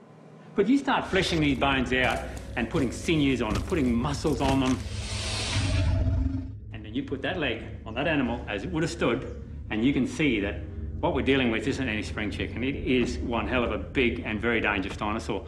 And it's not the sort of thing that you'd particularly like to have chasing you up the garden path or down the hallway.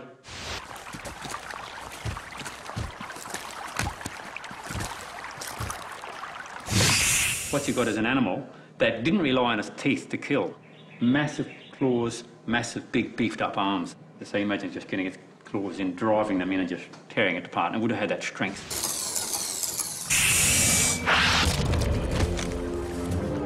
Researchers now think that one of Banjo's kind was the hungry meat eater, responsible for all the panic at the Lark Quarry stampede.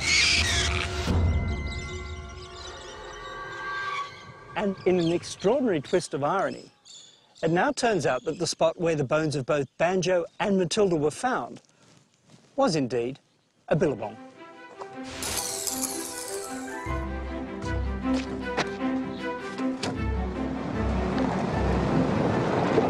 It's not quite Jurassic Park, but after years languishing as a dinosaur backwater, outback Australia is opening up as the hot new Cretaceous playground for paleontologists.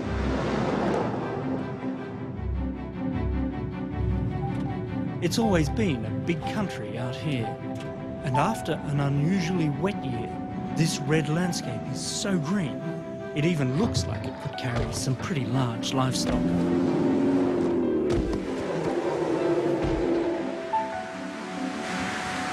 An 800-kilometre drive south of Winton brings you to the site of some of the biggest dinosaur discoveries yet, near the small town of Eromanga. Population 171. A hot summer day here is 47 degrees. As far as towns go, Eromanga is no tighter. But that's not so true of the bones found on nearby Plevnadown Station. In a thundering echo of the Winton story, graziers Robin and Stuart Mackenzie have been unearthing bones belonging to some of the largest dinosaurs to have ever shaken the planet.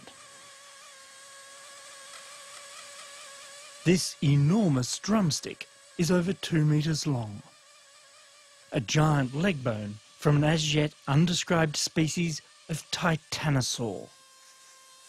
A big bloke called Cooper.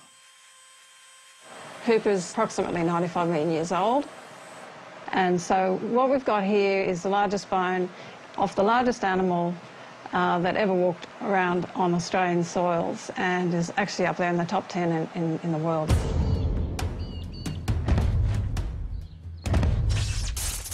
At over 100 tonnes, and with a hip height as high as the hotel roof, this giant would have barely fit in Eromanga's main street.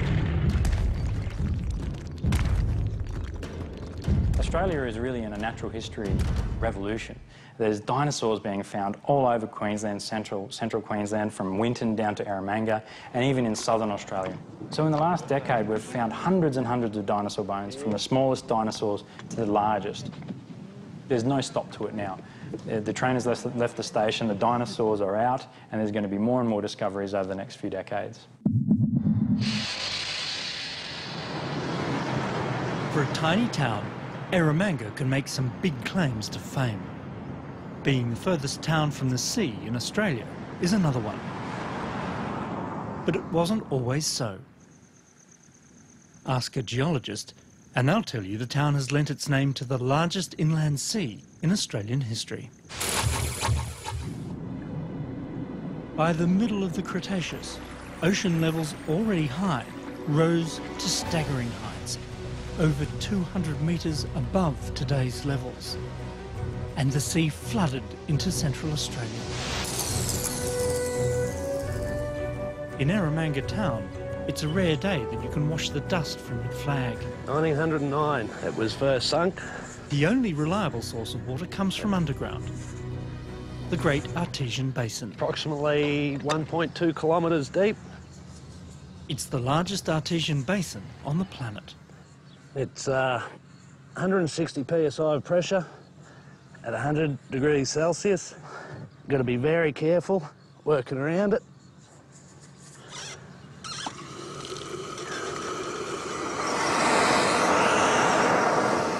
The heat comes from the warmth of the Earth over 1 kilometre below us.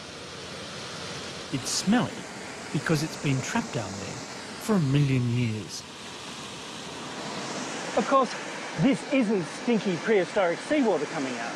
Rather, it's fresh groundwater that's taken an age to seep deep into the porous stone that was once the sand at the bottom of the Eromanga Sea. Without the Eromanga Sea, there wouldn't be a great artesian basin. It's the fine muds of the old Eromanga seafloor that seal the top of the artesian basin. Mark out the boreholes that tap into it, and you can pretty much draw a map of where the ocean used to be. About 120 million years ago, the Eromanga Sea spread out over 1/4 of the continent.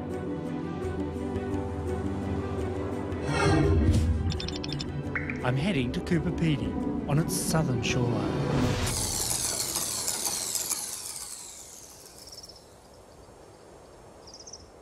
Normally, the barren rocky surface of the moon plain surrounding the town of Cooper Pedy blisters in the sun. This year, it's a sea of green. Scattered across the plain are strange clues to its past. Petrified driftwood, the salty glint of gypsum.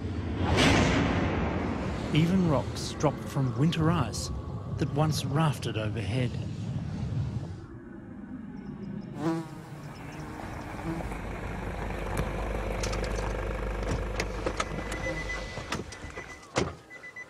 Today's mysteriously beautiful landscape was once a seascape.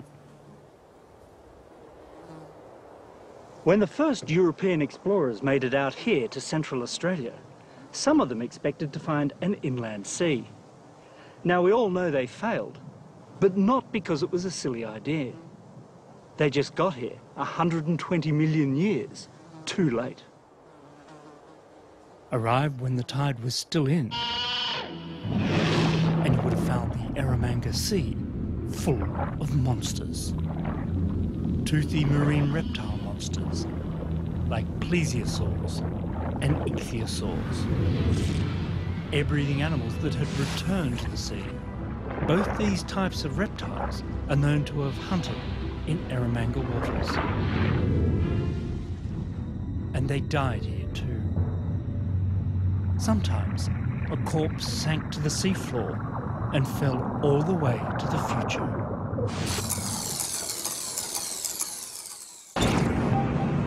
These days, Kubapedi bakes in the heat.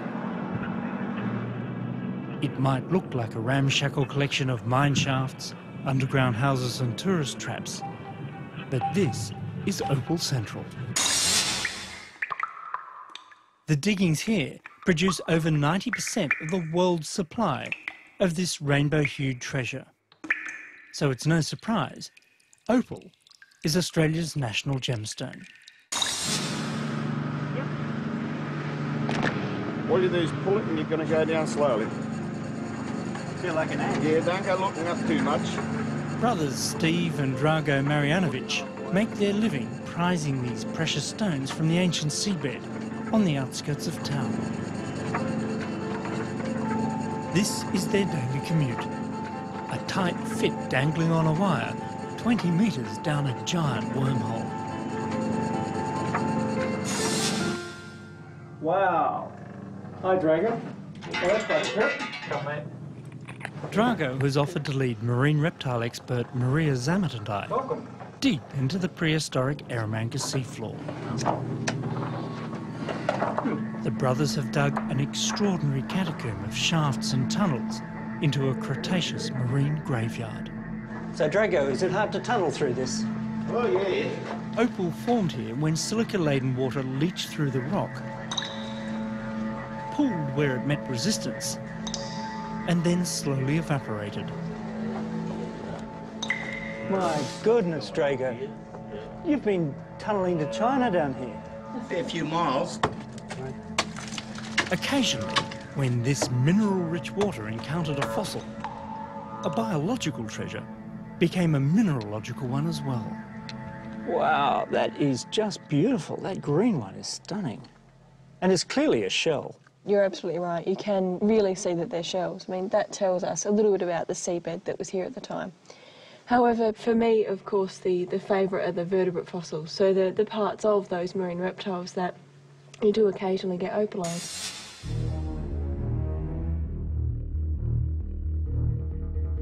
These are some of the opalised body parts recovered so far.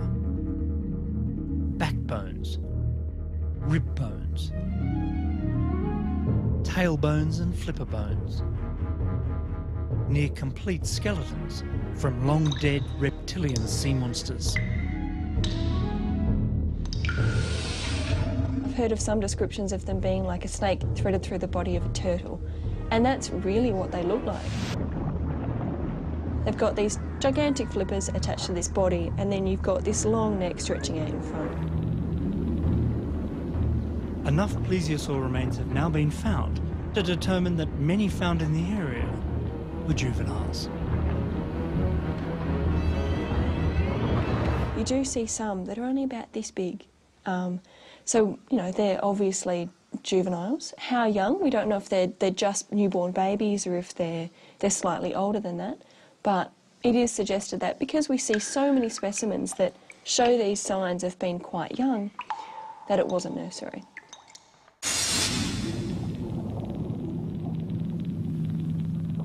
The current thinking is that these reptiles migrated down to the southern Eromanga coastline to feed and breed during the relative warmth of the polar summer. Plesiosaurs could carve and fatten up in the nutrient-rich waters, heading north again before the winter returned. It might have been a safer place than most to raise a youngster in a dangerous ocean.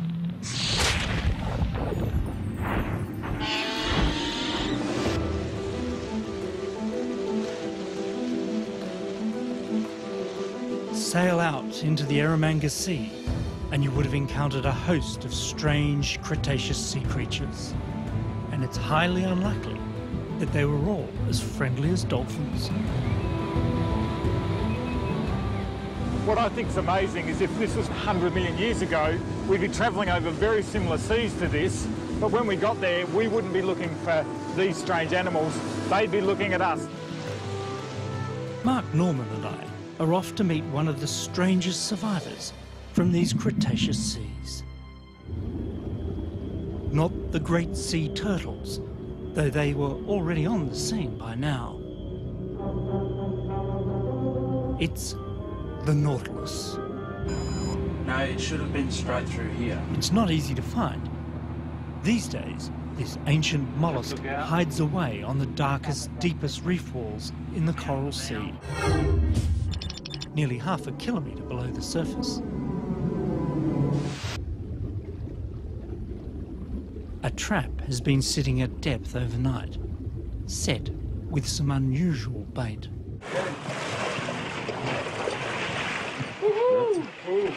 Their taste for chicken went against them. The phrase living fossil gets used a lot for these long-lived ancient groups of animals.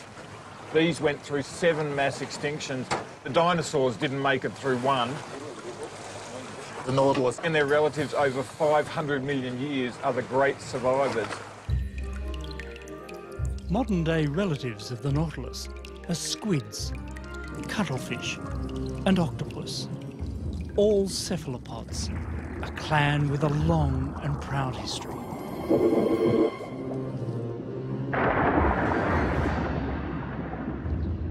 This is a face from the distant past. Eyes for seeing, and hidden within a nest of 90 tentacles, a mouth for eating. Primitive it may be, but this whole prehistoric package is jet-propelled. The distant ancestors of the modern Nautilus were the nautiloids. We know them from their fossil shells, which in the early days were mostly straight. For hundreds of millions of years, these sorts of animals dominated our oceans and got to massive sizes. Some of the straight ones got to 10 metres long, so they were like giant telephone poles bobbing along, hoovering up trilobites.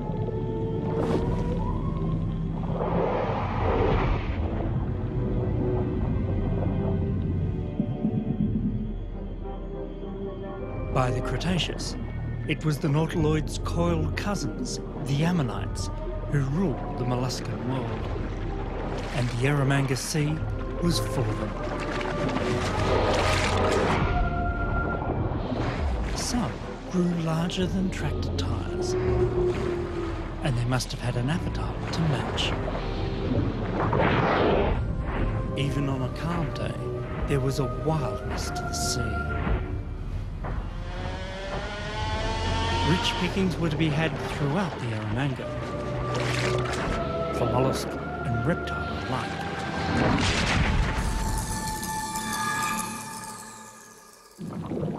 Out here, even a long-necked plesiosaur needed eyes in the back of its head.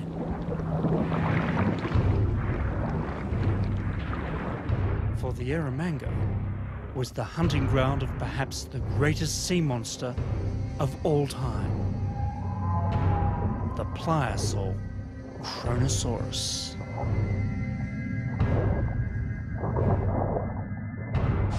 So here we have just the skull of Kronosaurus queenslandicus, the largest marine predator of all time.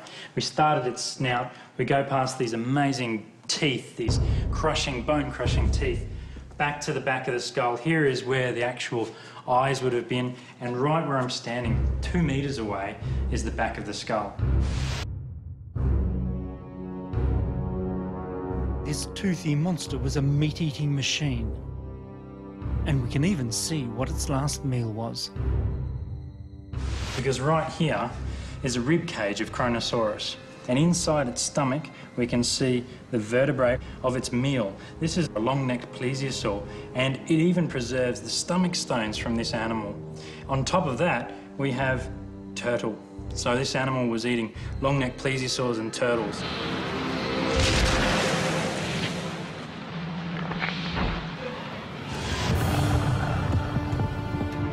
These were the dying days of Gondwana. Africa had long ago slipped off to the west. Now India was gone too. Even at the bottom of the world, the strain between Australia and Antarctica was beginning to show.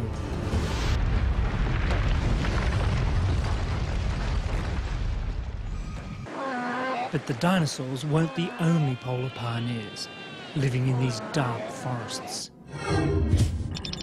Some had fur.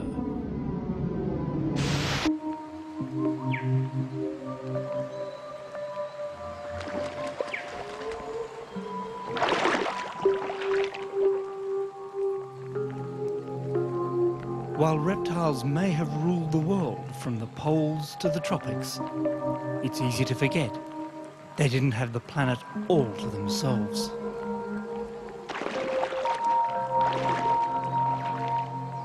There was another type of animal hiding in these prehistoric forests. They're still here, and there's one just over there. The ancestors of the platypus have been poking their mammalian noses into the billabongs and waterways of Australia for at least 120 million years.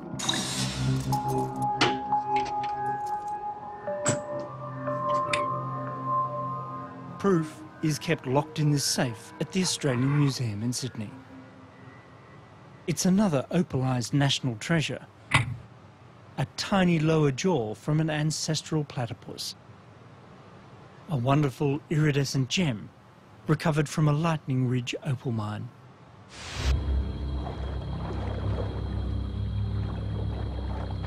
Warm-blooded, furry, and for the most part small, the mammals we know existed at the time could hide and hunt in the shadows of the giants.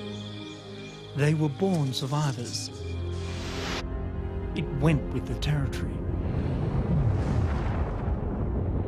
Like all empires, the reign of the dinosaurs was coming to an end.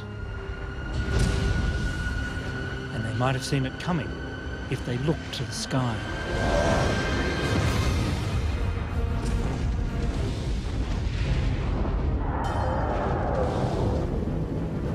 When an asteroid slammed into Mexico's Yucatan at the end of the Cretaceous, it knocked every corner of the globe for a six.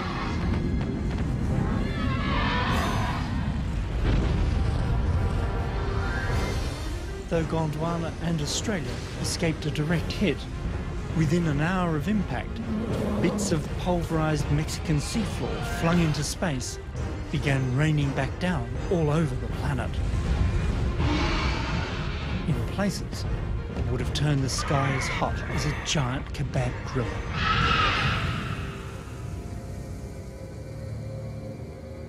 No good record of this bad day on planet Earth has been found yet in the rocks of Australia. But step over the ditch to the South Island of New Zealand and you'll find hard evidence for the blanket of cosmic dust that's settled over the planet. This, believe it or not, is the moment that the world changed forever. Now, it might not look like much, but this thin grey band of rock found around the world offers a remarkable window into one of the most dramatic events in the planet's history. Below this boundary lie dinosaur bones, and rising in the rocks above is a world clearly recovering from a catastrophe.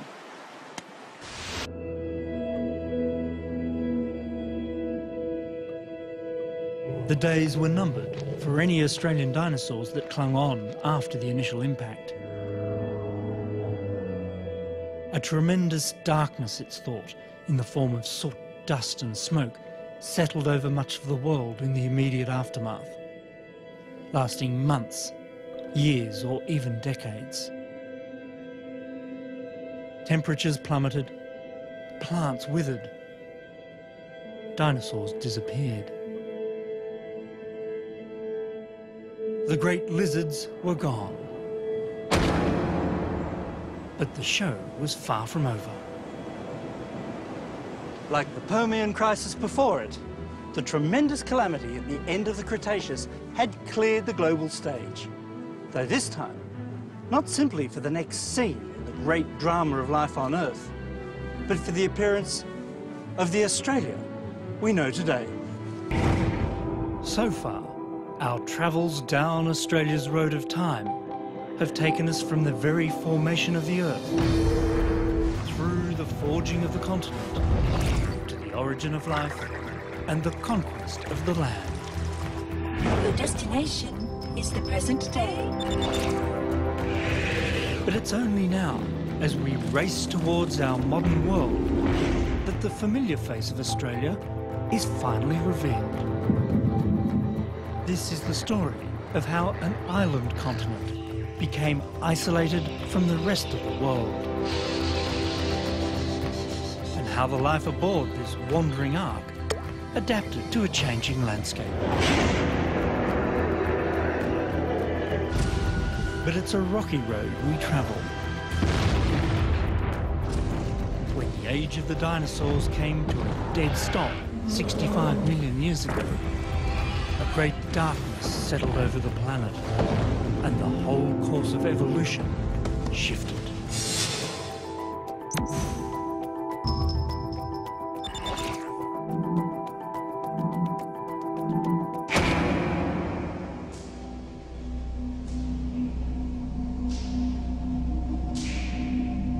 When the skies began to clear in the first grim days of the Paleogene, most of the great Cretaceous forests were gone. But life on Earth is tenacious. The southern lands of the once supercontinent Gondwana, being on the far side of the world from Mexico's ground zero, probably recovered faster than most. Ferns were quick to take advantage of the new world, colonising what was left of the damaged forests of Australia, Antarctica and New Zealand.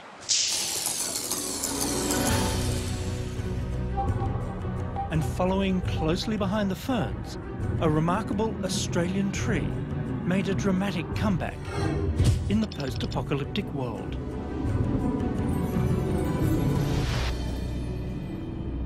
This is its microscopic seed, found fossilised amongst the fern spores just above the level of the asteroid debris that marks the last days of the dinosaurs. Like a B-grade monster, this is a tree that is hard to kill. It's the Huon pine. Every branch that falls can resprout from the ground. This entire tangled glade is a clone from a single original ancient tree. Now, the Huon pine is more than just one of Australia's great Gondwanan survivors. This particular tree is thought to be Australia's oldest living organism. It's been growing on this same spot, the cold, wet, windy slopes of Mount Reid in Tasmania, for over 10,000 years. In the aftermath of impact, new life ebbed back over the planet. Coral reefs began to spread through the tropics, and new types of plants, now with added flowers, heralded the arrival of a new world.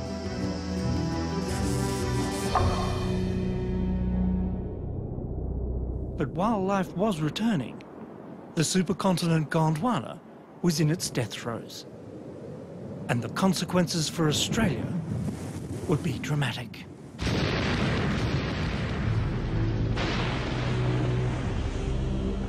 India and New Zealand had already slipped away. Now Antarctica and Australia were tearing themselves apart. First, a great rift valley opened up and widened. Then Australia and Antarctica started to unzip from the west.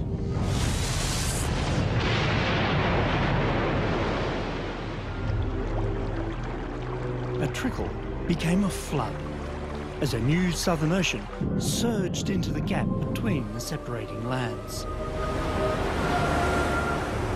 Only Tasmania stood firm, holding the two continents together.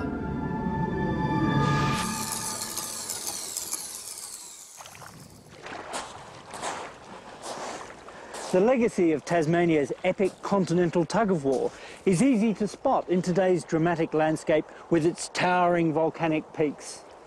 Clearly, there were powerful geological forces at work with the splitting up of a supercontinent. Today, Australia's Apple Isle wears its war wounds with pride.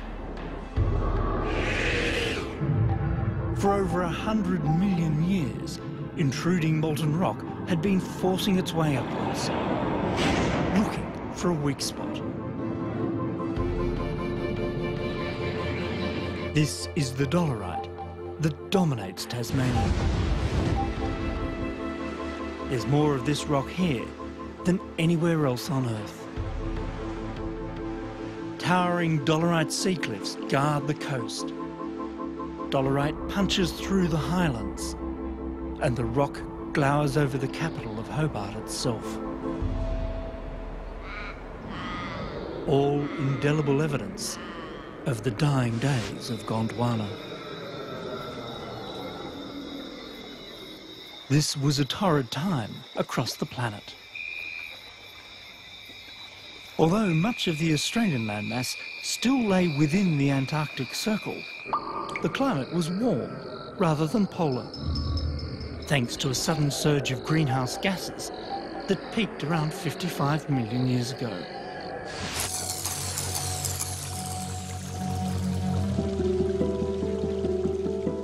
In this steamy world, the conifers that had dominated the forests of the dinosaurs were now being replaced by broadleafed rainforest trees.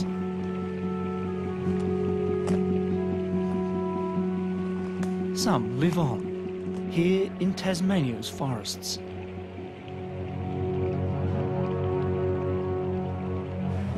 These leaves belong to a characteristic Gondwanan tree, the southern beech, Notophagus.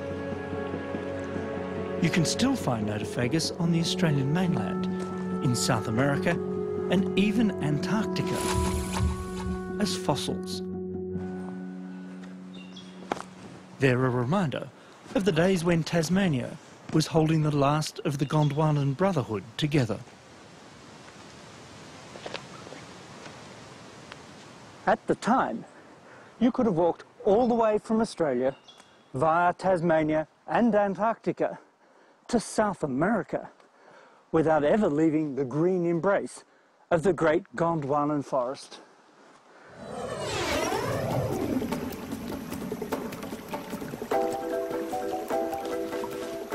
And it was through this green transantarctic highway that the first marsupial mammals scurried out of the forests of South America and onto Australian soil.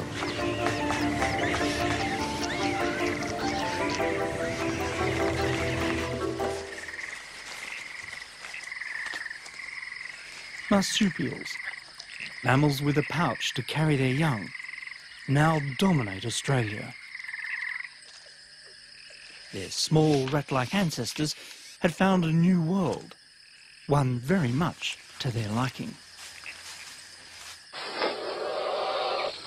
But marsupials were neither the first nor the only mammals in the country. they found themselves mingling with the monotremes, curious furry enigmas like the platypus that still laid eggs.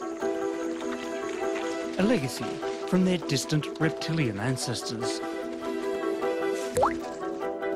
Only 2 types of monotreme live on our planet today, and they're both a little peculiar. Now this little guy, of course, is a truly famous Australian. It's the echidna, or tachyglossus, and it's one of the true survivors for the early ages of mammals. And we know that because it lays eggs like the platypus. He's going down somewhere, tunnelling to China, I think. Monotremes had been hiding in the shadows long before the dinosaurs left the building.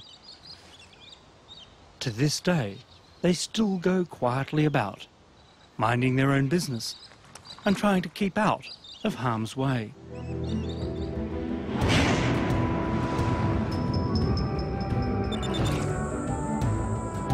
But there's another group of survivors from those Mesozoic times with even closer reptilian affinities than the echidna. And they still inhabit the forests of their forebears.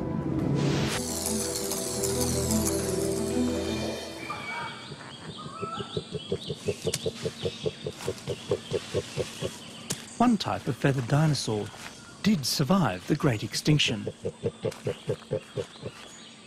Today, we call them birds. Come eye to eye with the flightless cassowary, and the close family connection is hard to miss.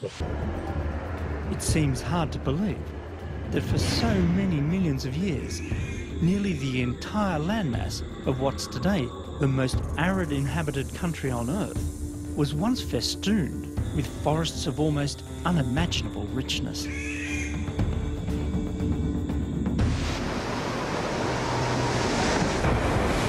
All that changed the moment that Tasmania finally let go of Antarctica.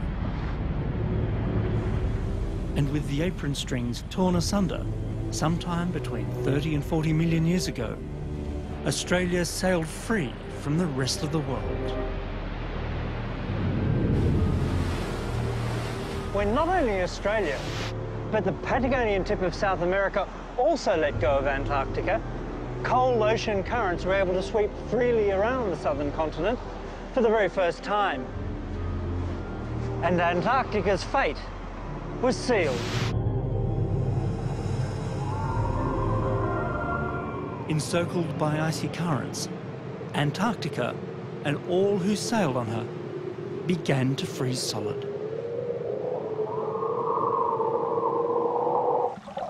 Australia, loaded to the gunwales with Gondwanan refugees, set course for the tropics. A raft of life, adrift on a sea of change.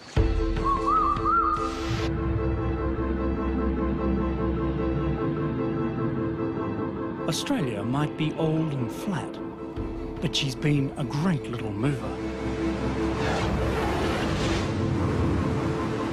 The Great Southern Land began its trek north at the breakneck speed of about 12 centimetres per year. An unofficial continental speed record. The ancient animals of Riverslea are telling their own backstory of Neogene Australia.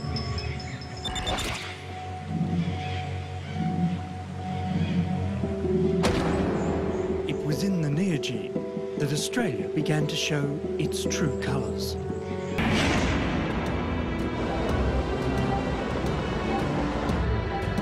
Not only new animals emerged out of this green cradle, the plants were changing too.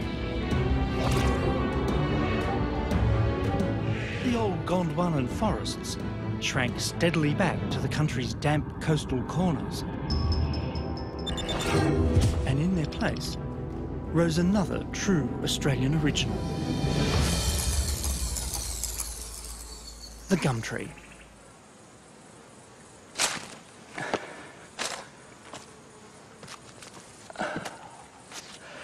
Now this is a tree definitely worth hugging. Meet Centurion, the tallest eucalypt in Australia, and the tallest flowering plant in the world.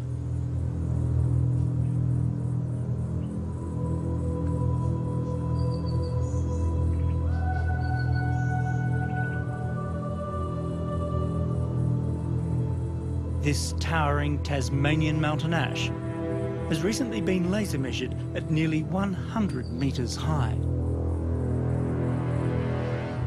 Only a giant Californian redwood, a conifer, is taller by about a metre.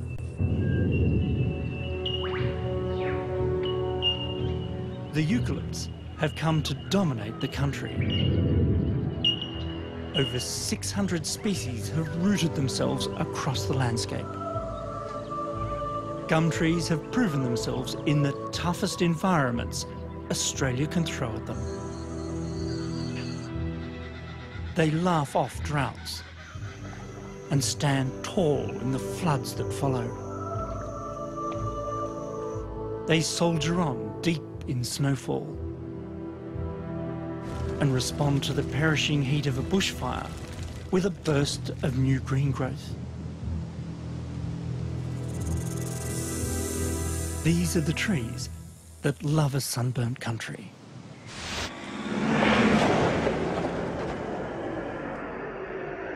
And just as well. About 5 million years ago, desert began to finally claim Central Australia. The last vestiges of a jungle flora, now surrounded by a sea of sand and spinifex, found refuge deep in natural soaks and damp gorges. Arid Australia had arrived, and so had the Quaternary.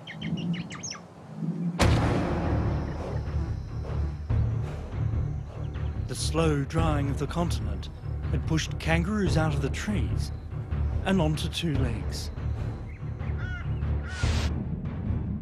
But as Australia drifted north, it blocked the flow of moisture to the west as well, pushing an upright ape to stand tall on the plains of Africa.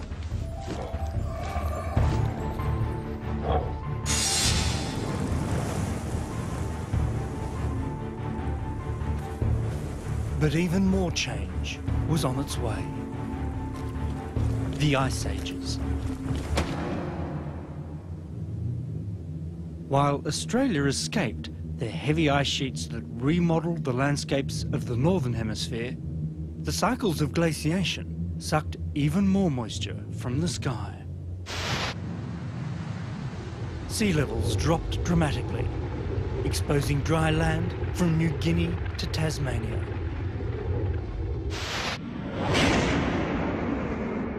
Plants grew even tougher and less nutritious. It was a climate change that pushed animals in a radical direction. Best seen with a swift descent into South Australia's Narracourt Caves.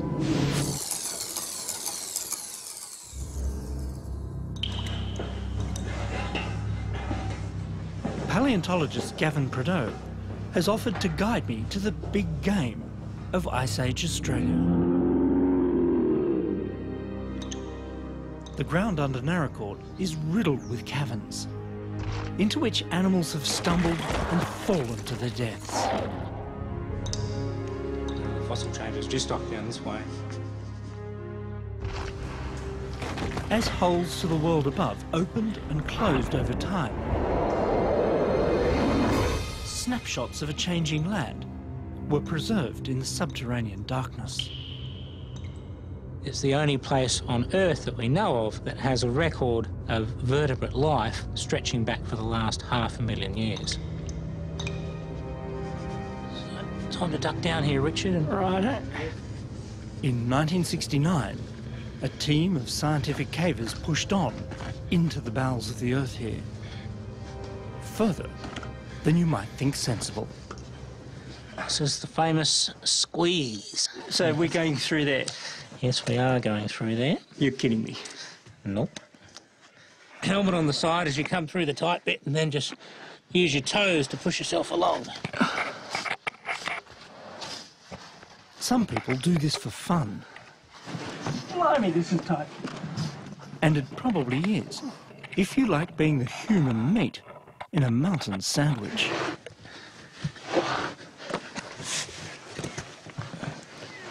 You through, Richard? Ah, right, okay.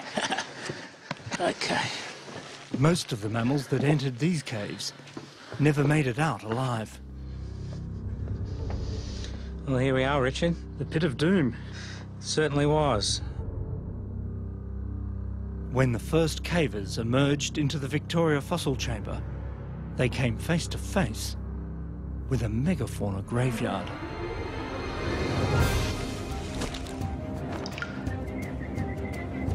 Megafauna means giant animals, basically. Big animals from the last million years or so. Animals like Diprotodon, about the size of a rhinoceros, probably weighed around 2.5 tonnes. Diprotodon, the largest marsupial that has ever lived, grazed alongside the largest kangaroos of all time. Procoptodon Goliath grew over 2 metres tall. It all relates to the fact that larger animals have a much lower metabolic rate. And that means they can survive on much rougher, less nutritious vegetation, becoming more and more widespread across Australia as the country dried out. And of course the carnivores, the meat eaters, get bigger because the herbivores get bigger. This is the skull of Thylacoleo, Australia's marsupial supercarnivore. It had stealth, speed, and a bite force without mammalian equal. Thylacoleo was the top predator in Ice Age Australia, but not for long. A placental mammal made landfall somewhere on the northern coastline. It didn't fly in like the bats, or swim like the rats. This mammal must have come by boat.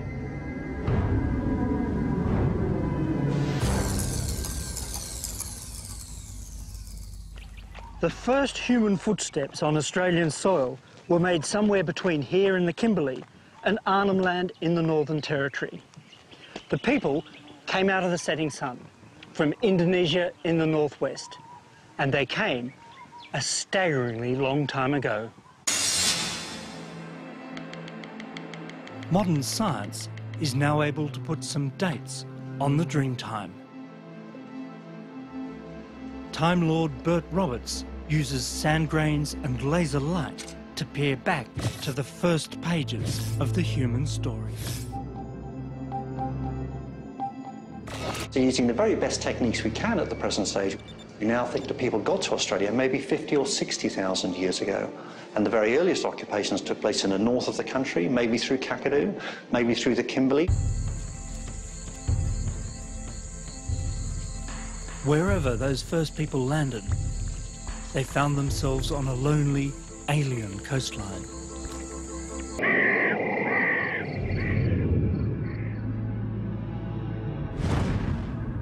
Across the country, Aboriginal Australians were witness to extraordinary change. They saw people walk to Tasmania, the last volcanic eruptions on Australian soil, and then the coming of the Europeans.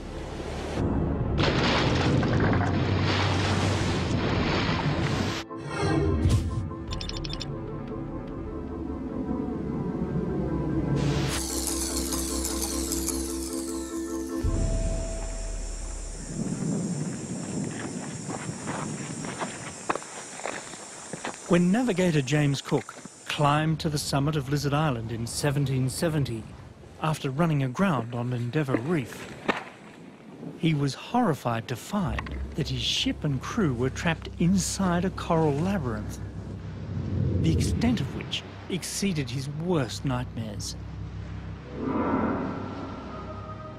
A maze of over 3,000 reefs and islands, extending for over 2,000 kilometres along the coast.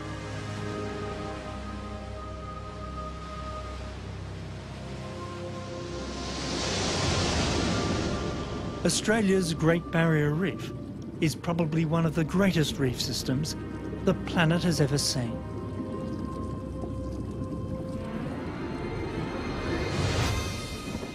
But Cook climbed up here for salvation, not scenery. He was looking for a way out. Surprisingly, if Cook had come only about 10,000 years earlier, he wouldn't have seen the reef at all. His view from the coast to the horizon would have been of dry land, because the Barrier Reef hadn't arrived yet.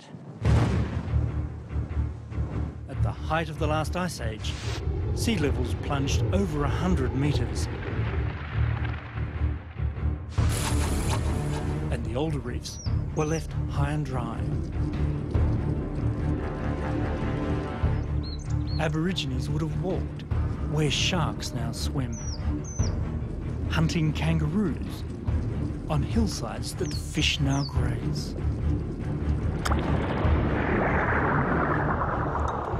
As the Ice Age waned and the world thawed, the seas rose yet again. Coral larvae drifted in to reclaim the seafloor.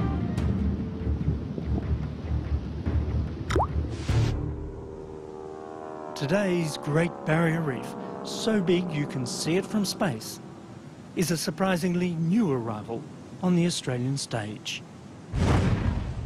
And so, for the most part, are we. In many ways, you can think of James Cook's climb here to the summit of Lizard Island as a kind of turning point, the place from where our modern, still unfolding chapter of Australia's long story began. Because it's from here that he spied an escape route back to England, and the modern world soon followed.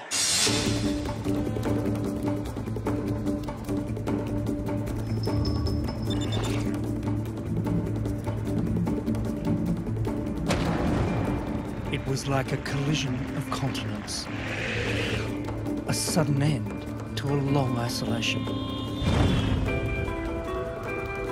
In the blink of a geological eye, humans have altered the continent forever.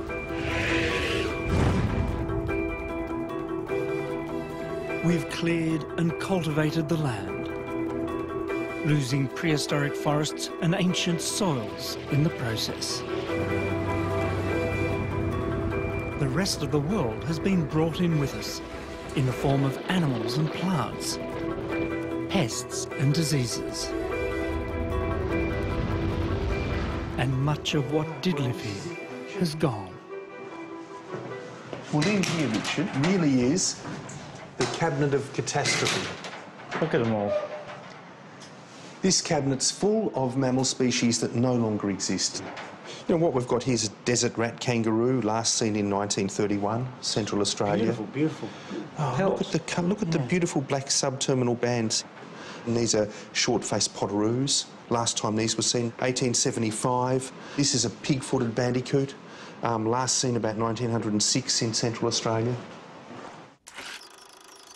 And this is the final filmed record of the now extinct thylacine, the largest marsupial predator to make it into modern times. Now, the reason this was persecuted, this animal, was because it supposedly killed sheep. We now know that 80% or so of the sheep that did die were stolen by convicts. They weren't killed by this animal. What the film doesn't show is the moment when, in righteous indignation, the thylacine opened its remarkable marsupial jaws and bit the photographer firmly on his placental rear end.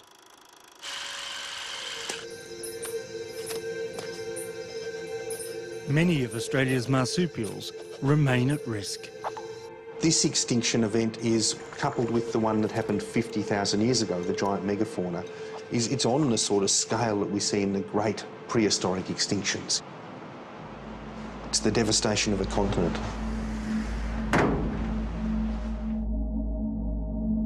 as clear as the cosmic dust marking the last days of the dinosaurs.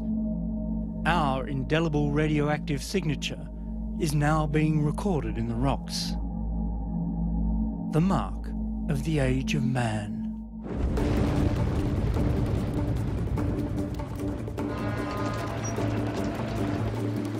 Around the world, we've become a powerful force of nature, the equal at least of any life form that has come before. You shouldn't underestimate the power of life to shape the planet. After all, it was industrious prehistoric bacteria in the shape of stromatolites that created Australia's vast iron ore deposits. And it's us, life in the form of humans, that can shift whole mountains of the stuff to the other side of the world.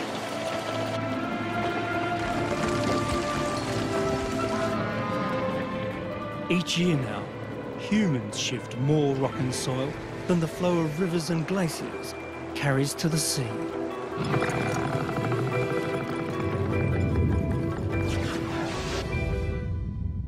And civilization is on track to burn as much energy each year as is released as heat from within the Earth. In doing all this, we alter the chemistry of our thin, precious atmosphere and finite oceans. And the geological extinction record shows we do so at our peril. We may now hold dominion over the Earth, but the planet always wins in the end.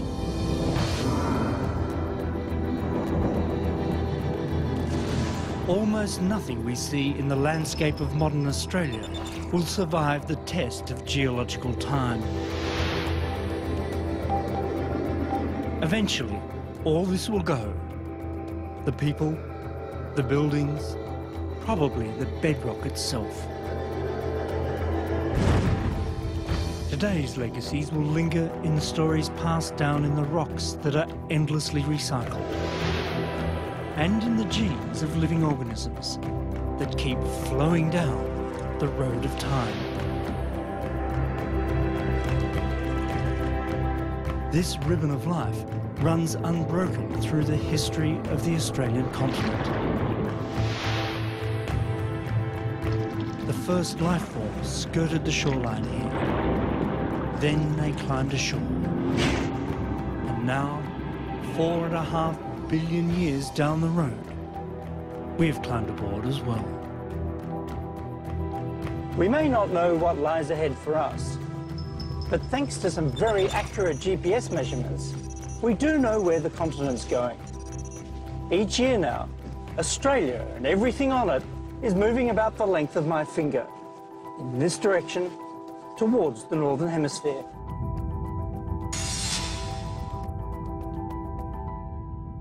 Sometime in the future, Australia should cross the equator, as it last did 500 million years ago. It will once again be part of another great supercontinent. A new world somewhere in the North Pacific.